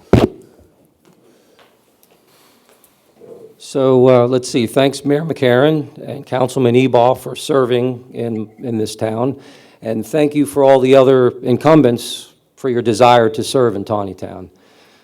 So I want to go back to the water bill, right? I know we beat it to death tonight, but I want people in this town to be clear, right? Your positions on this. Councilman Ebal, you have been part of the raise of that water bill in this town. Mayor McCarron, you're telling us nothing you can do about it. But that's not good enough for most of us out here. This water bill is killing people in this town. It's hurting businesses.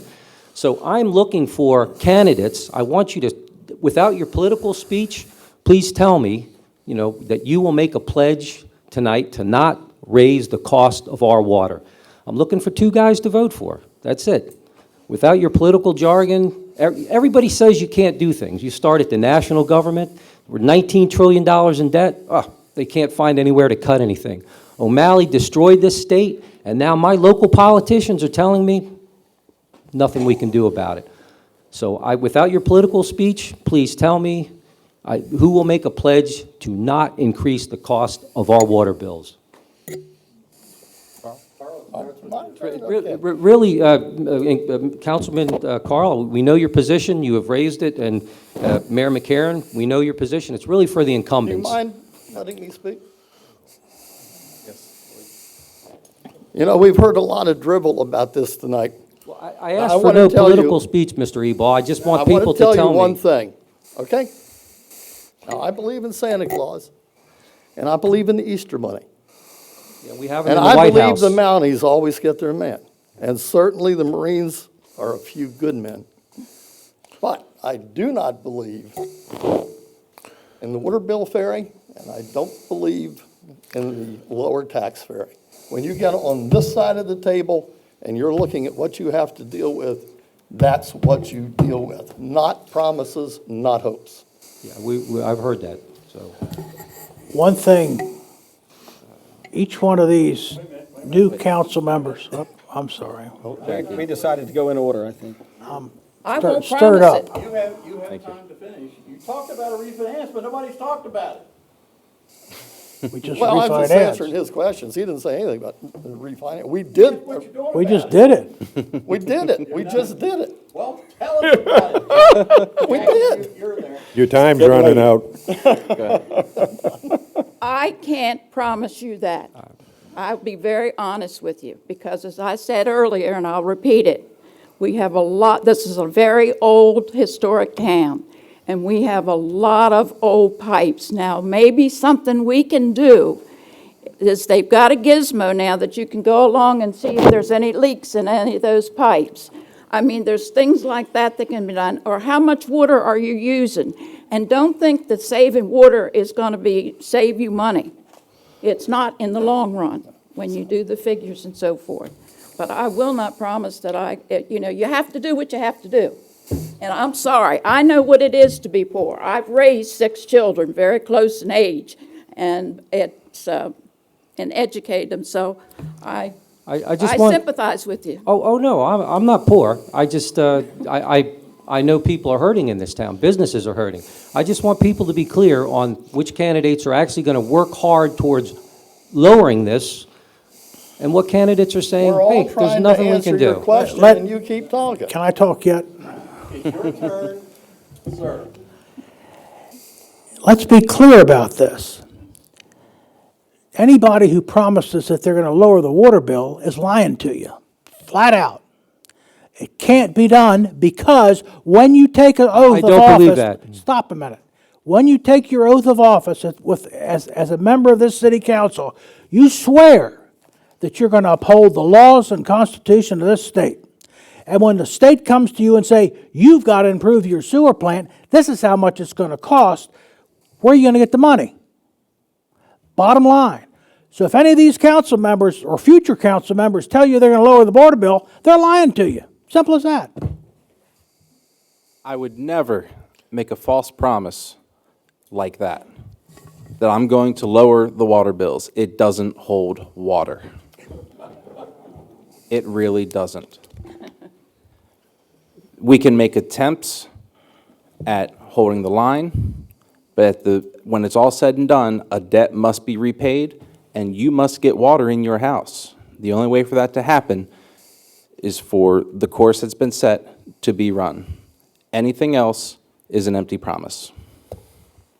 I will vote, if elected to the council, to repeal the resolution that automatically raises water bills through 2017.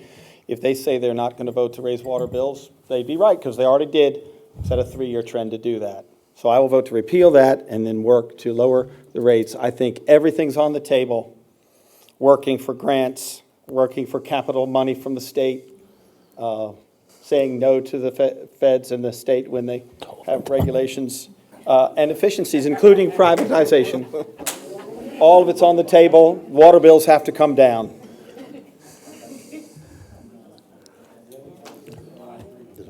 Dwayne, it's on you. And I'm called a liar, but I'm not lying. You can do it. I'm an I can person.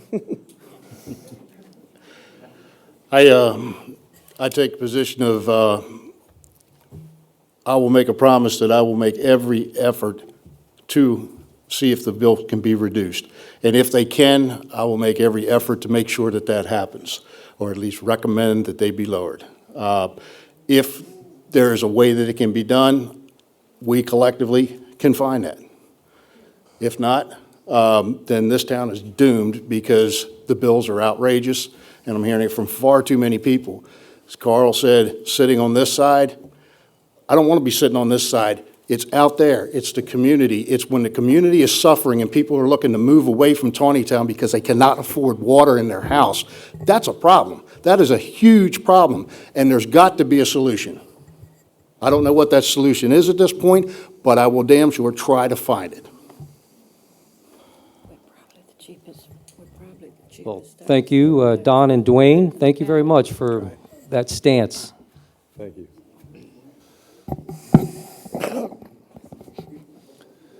He won't be voting. We've been addressing our problems and our concerns here, but we're a part of an extremely large country, and especially when we're talking about the heroin problem. That's what kind of raised it up to me. The heroin problem has been around for a long time, but some of the government approaches, some of the approaches we've had in the past have culminated in the latest thing is we're giving police officers and ambulance people and first aiders little Narcan so we can give injections so that these heroin users do not die from respiratory arrest. Rather than trying to resolve the problem, at the same time, we just said, oh, well, if you overdosed, you would have died, but there, go back to it. It's not going to teach those people anything. So we've got to have in our community at least the feeling of whoever we have just brought back to life with Narcan, they're not a step forward. And they're going to continue on. And this is our youth. This is our future. All of us out here are going to disappear in a few years. And as far as bringing the younger people in, how else are they going to learn unless they are nurtured in? They don't go into the Army and be a crack troop. They're brought in, and they're brought in under somebody's wing, and they're adopted by some sergeant that has more foul language than you've ever heard, and they're belittled, and then they're congratulated for their stuff. So our youth for this town is the future of our country. And the special thing that's been put together on spousal abuse, all of the other problems we've been having, not only the drug use, but this program that has 4 or 5 different portions to it that is free, that is being held. Try and get people to go down there. And if you've got a grandkid or a son or somebody that, they don't have to be 12 years old. We get 25, 30-year-old people. Let them take a look at some of this. There's a lot of good stuff that can help people out there. But we kind of just smooth it over. But I'm speaking once again as a citizen. But I admire the young man that stood up here and said, hey, what about us kids? Where's our role? Well, maybe there ought to be a small role in there for them to learn. There ought to be a training grounds. That's my personal opinion. Good job. Yes, sir.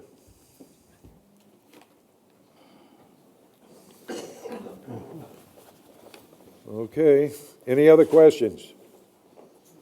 Yes, sir.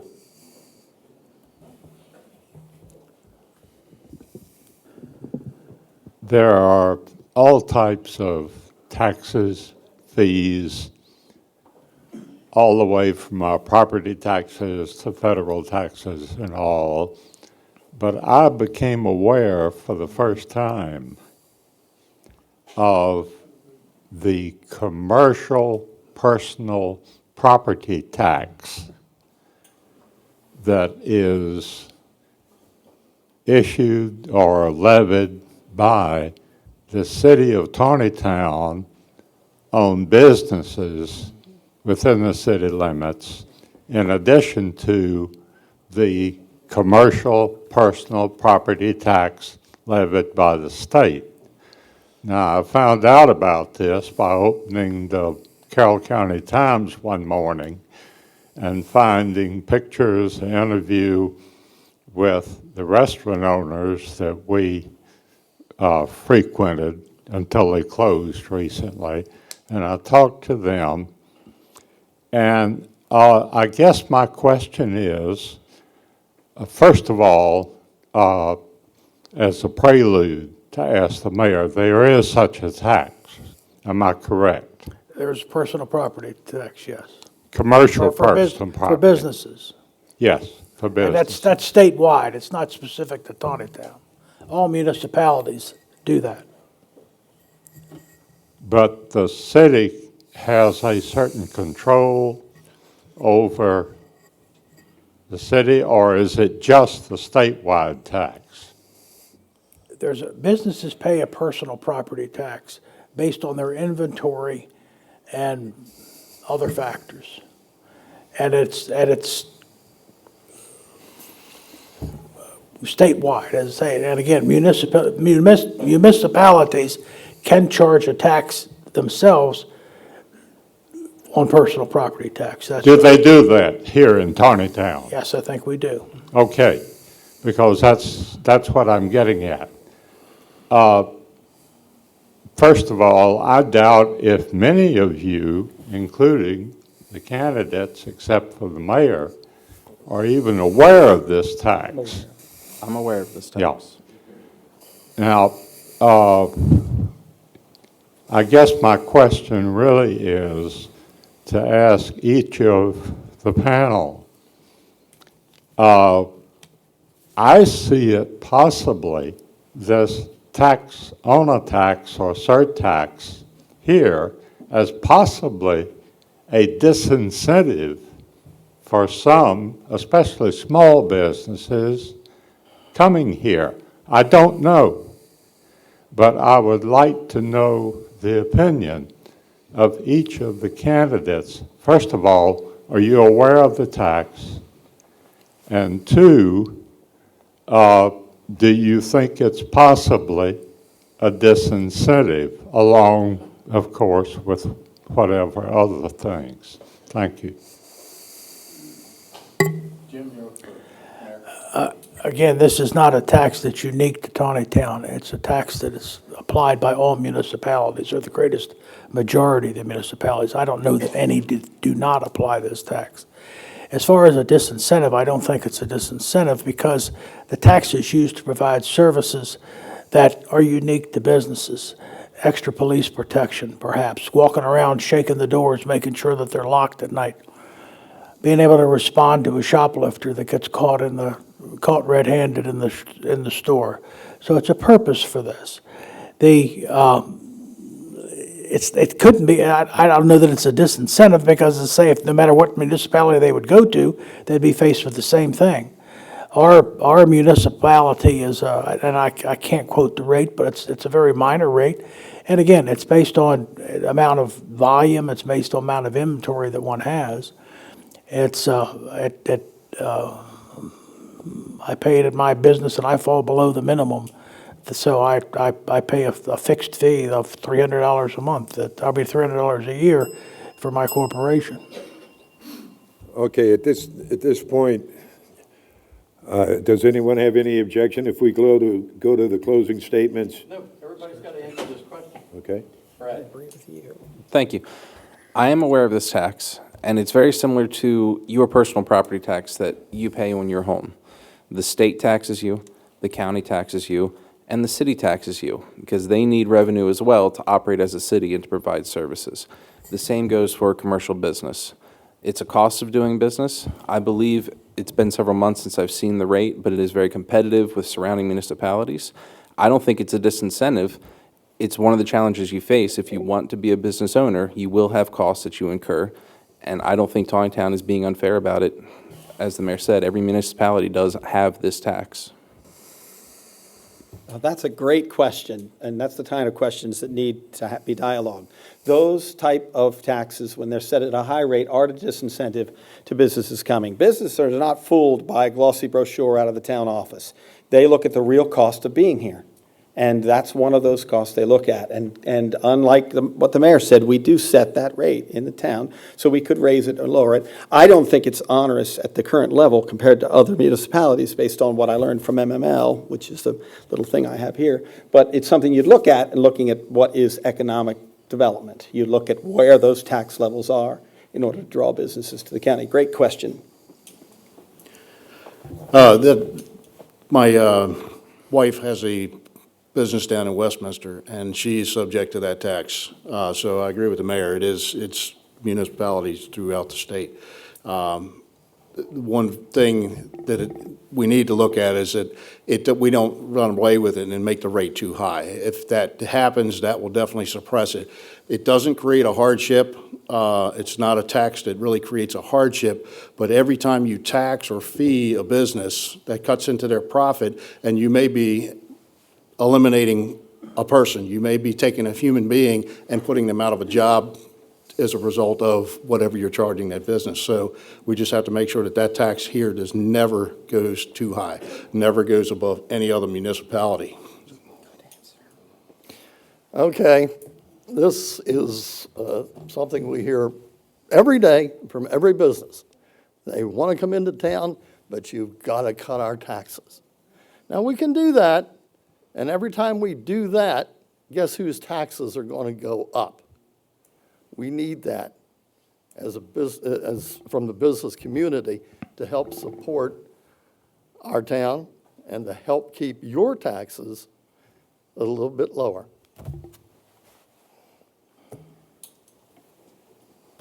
Well, that was my husband, so I'm going to refuse to answer because I got the same answer he did. But I will say this, if it were something that I felt and the city council as a whole felt it was hurting that business or hurting business in this town, and it wasn't fair, I mean, you know, it's comparable to the rest of the 8 towns in this county, I would try to do something about it, look into it and so forth. But otherwise, anything to help the business here, anything to help you people and keep the services that you need and want.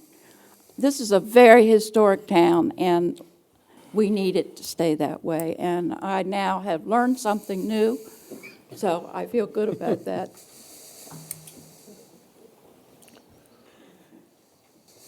Okay. Back here. Question. Yes, ma'am. May I? I just want to mention that this has been a tough one to listen to.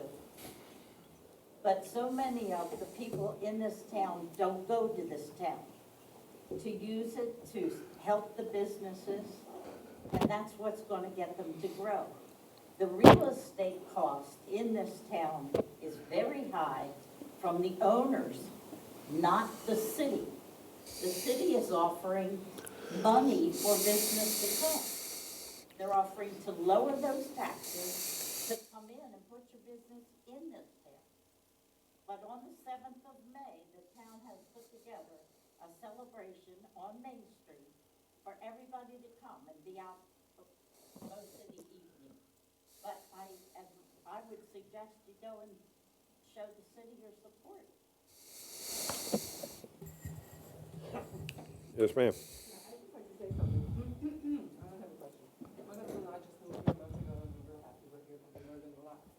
Could you please come to the mic? I'm sorry, but we're having... There we go. Thank you, all of you, for volunteering to be here tonight and to work for this wonderful place of Taneytown. We just moved in a month ago, so we really don't know very much yet. We learned an awful lot tonight, but what we did learn, we only moved from Finksburg, not so far away, still Carroll County, and we thought we would be traveling back and forth to Westminster for everything that we would want, and it hasn't been true. We have found that here in Taneytown is practically everything we need. We love this town, and thank you for what you're doing. Thank you for all of the residents that are here, and that's all I wanted to say. It's a great place. Oh, that's great. Keep it up. Give a round of applause. Try to find out if you got any sisters. Okay, any other questions at this point? I would like to thank everybody for attending, and it's always nerve-wracking that we put out the chairs, and then you see 2 or 3 people sitting down, and then all of a sudden, the rest of the group gets in here, and we have good dialogue, we have good questions, and we're all pretty much good friends on what's going on, even with the disagreements and so on.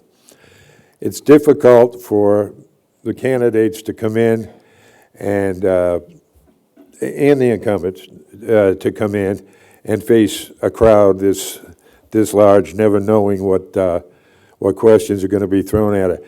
But it is a great forum for people to get together and understand that the question you're asking, other people are asking as well. Please, as we close tonight, the official part of the program, please take the opportunity. There's chairs and space between you now. If you have questions for any of these individuals, ask them to talk to them, pull them into a corner, or remember who they are and give them a call and so on. It's important that we support them as well and that they hear what we're doing. And there have been a lot of great ideas here and a lot of things that we've talked about before, time and time again. And one of these times, somebody's going to say, well, I'm going to do that. I know I've been waiting for 15 years for someone at that Chinese restaurant, and I have really been happy. I mean, that's a landmark. It's a landmark.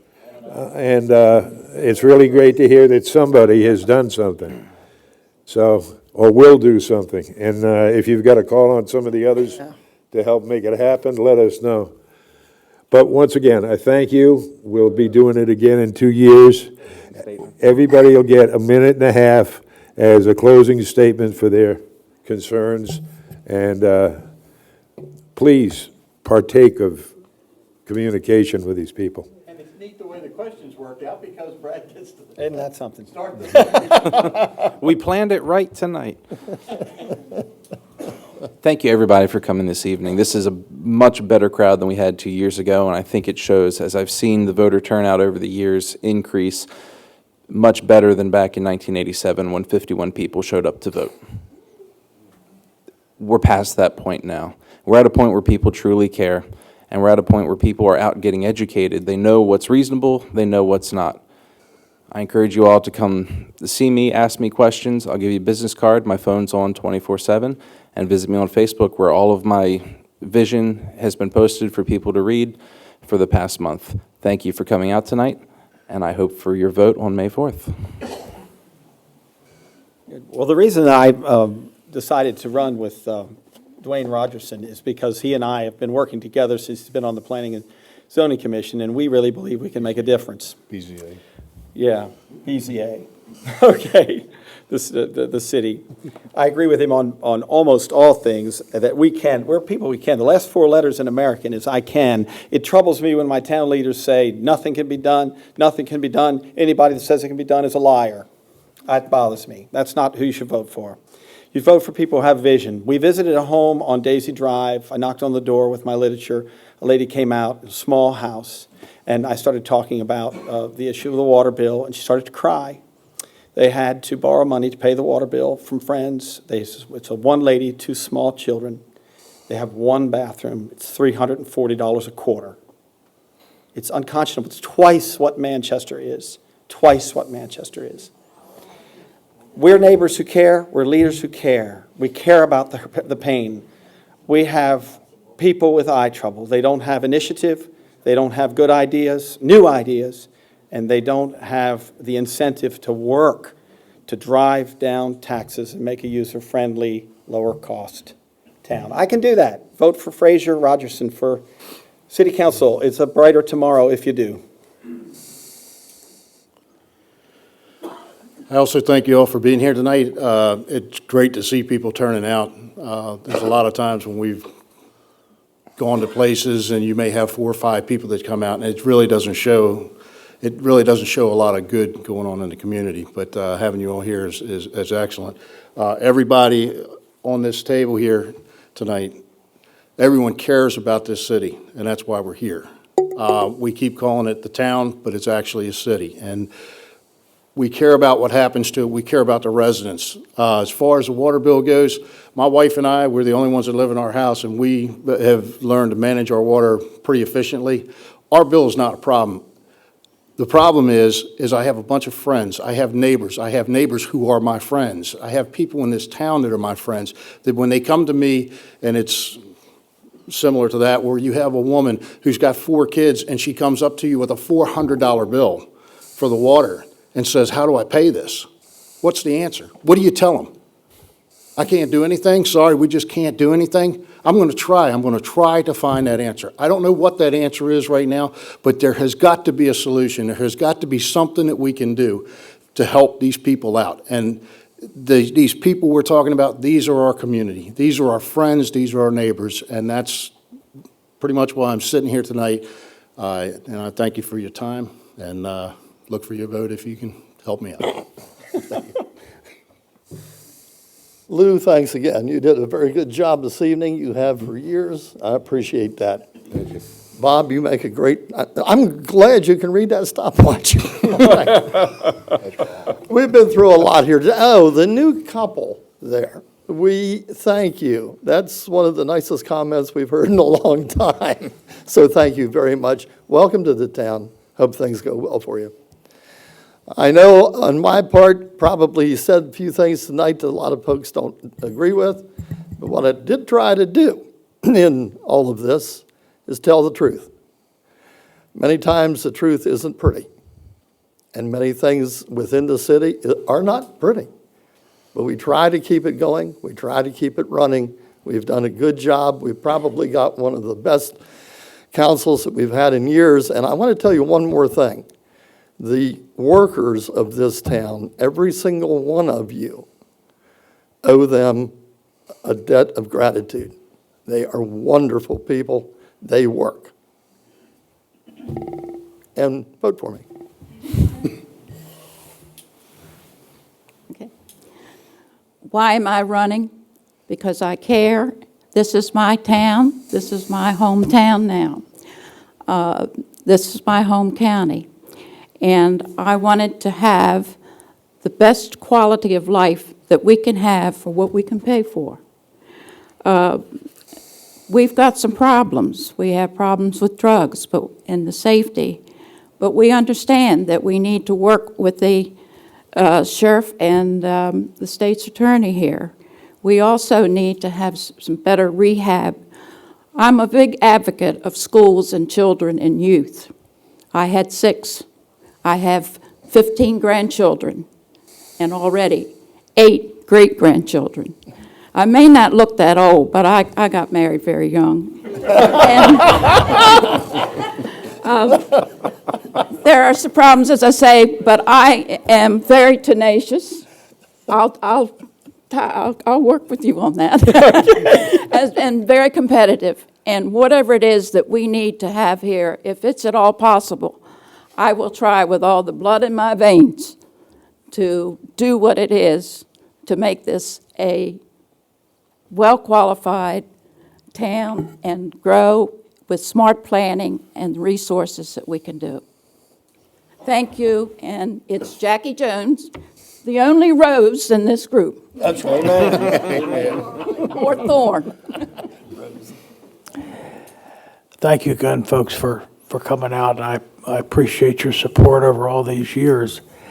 I do want to start by saying I do apologize to my panelists for getting a little carried away there a minute ago, and certainly I didn't imply that anybody was lying to you intentionally. Misinformed, perhaps, is a better way to put that, and I apologize. We've got a lot of things going right in Taneytown. We've talked about a lot of things that weren't so right tonight. But that's what we're here for, and we need to hear from you, not just on candidate night, but all during the year. Let us know. You know where you can find me. I don't go very far anywhere. So come talk to me anytime. My office is always open to you. And I can say that for the council at large, too.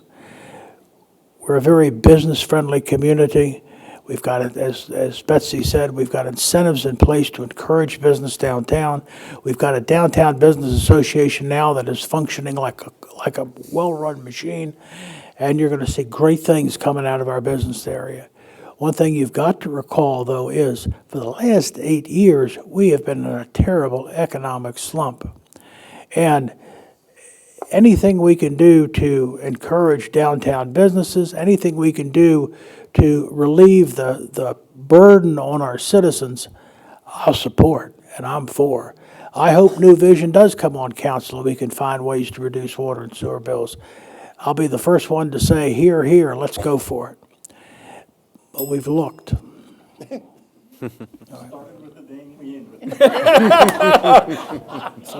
Once again, thank you all very much, and thanks to all of the incumbents and candidates as well. Thank you for coming. Get out and vote, and we'll see you in 2 years.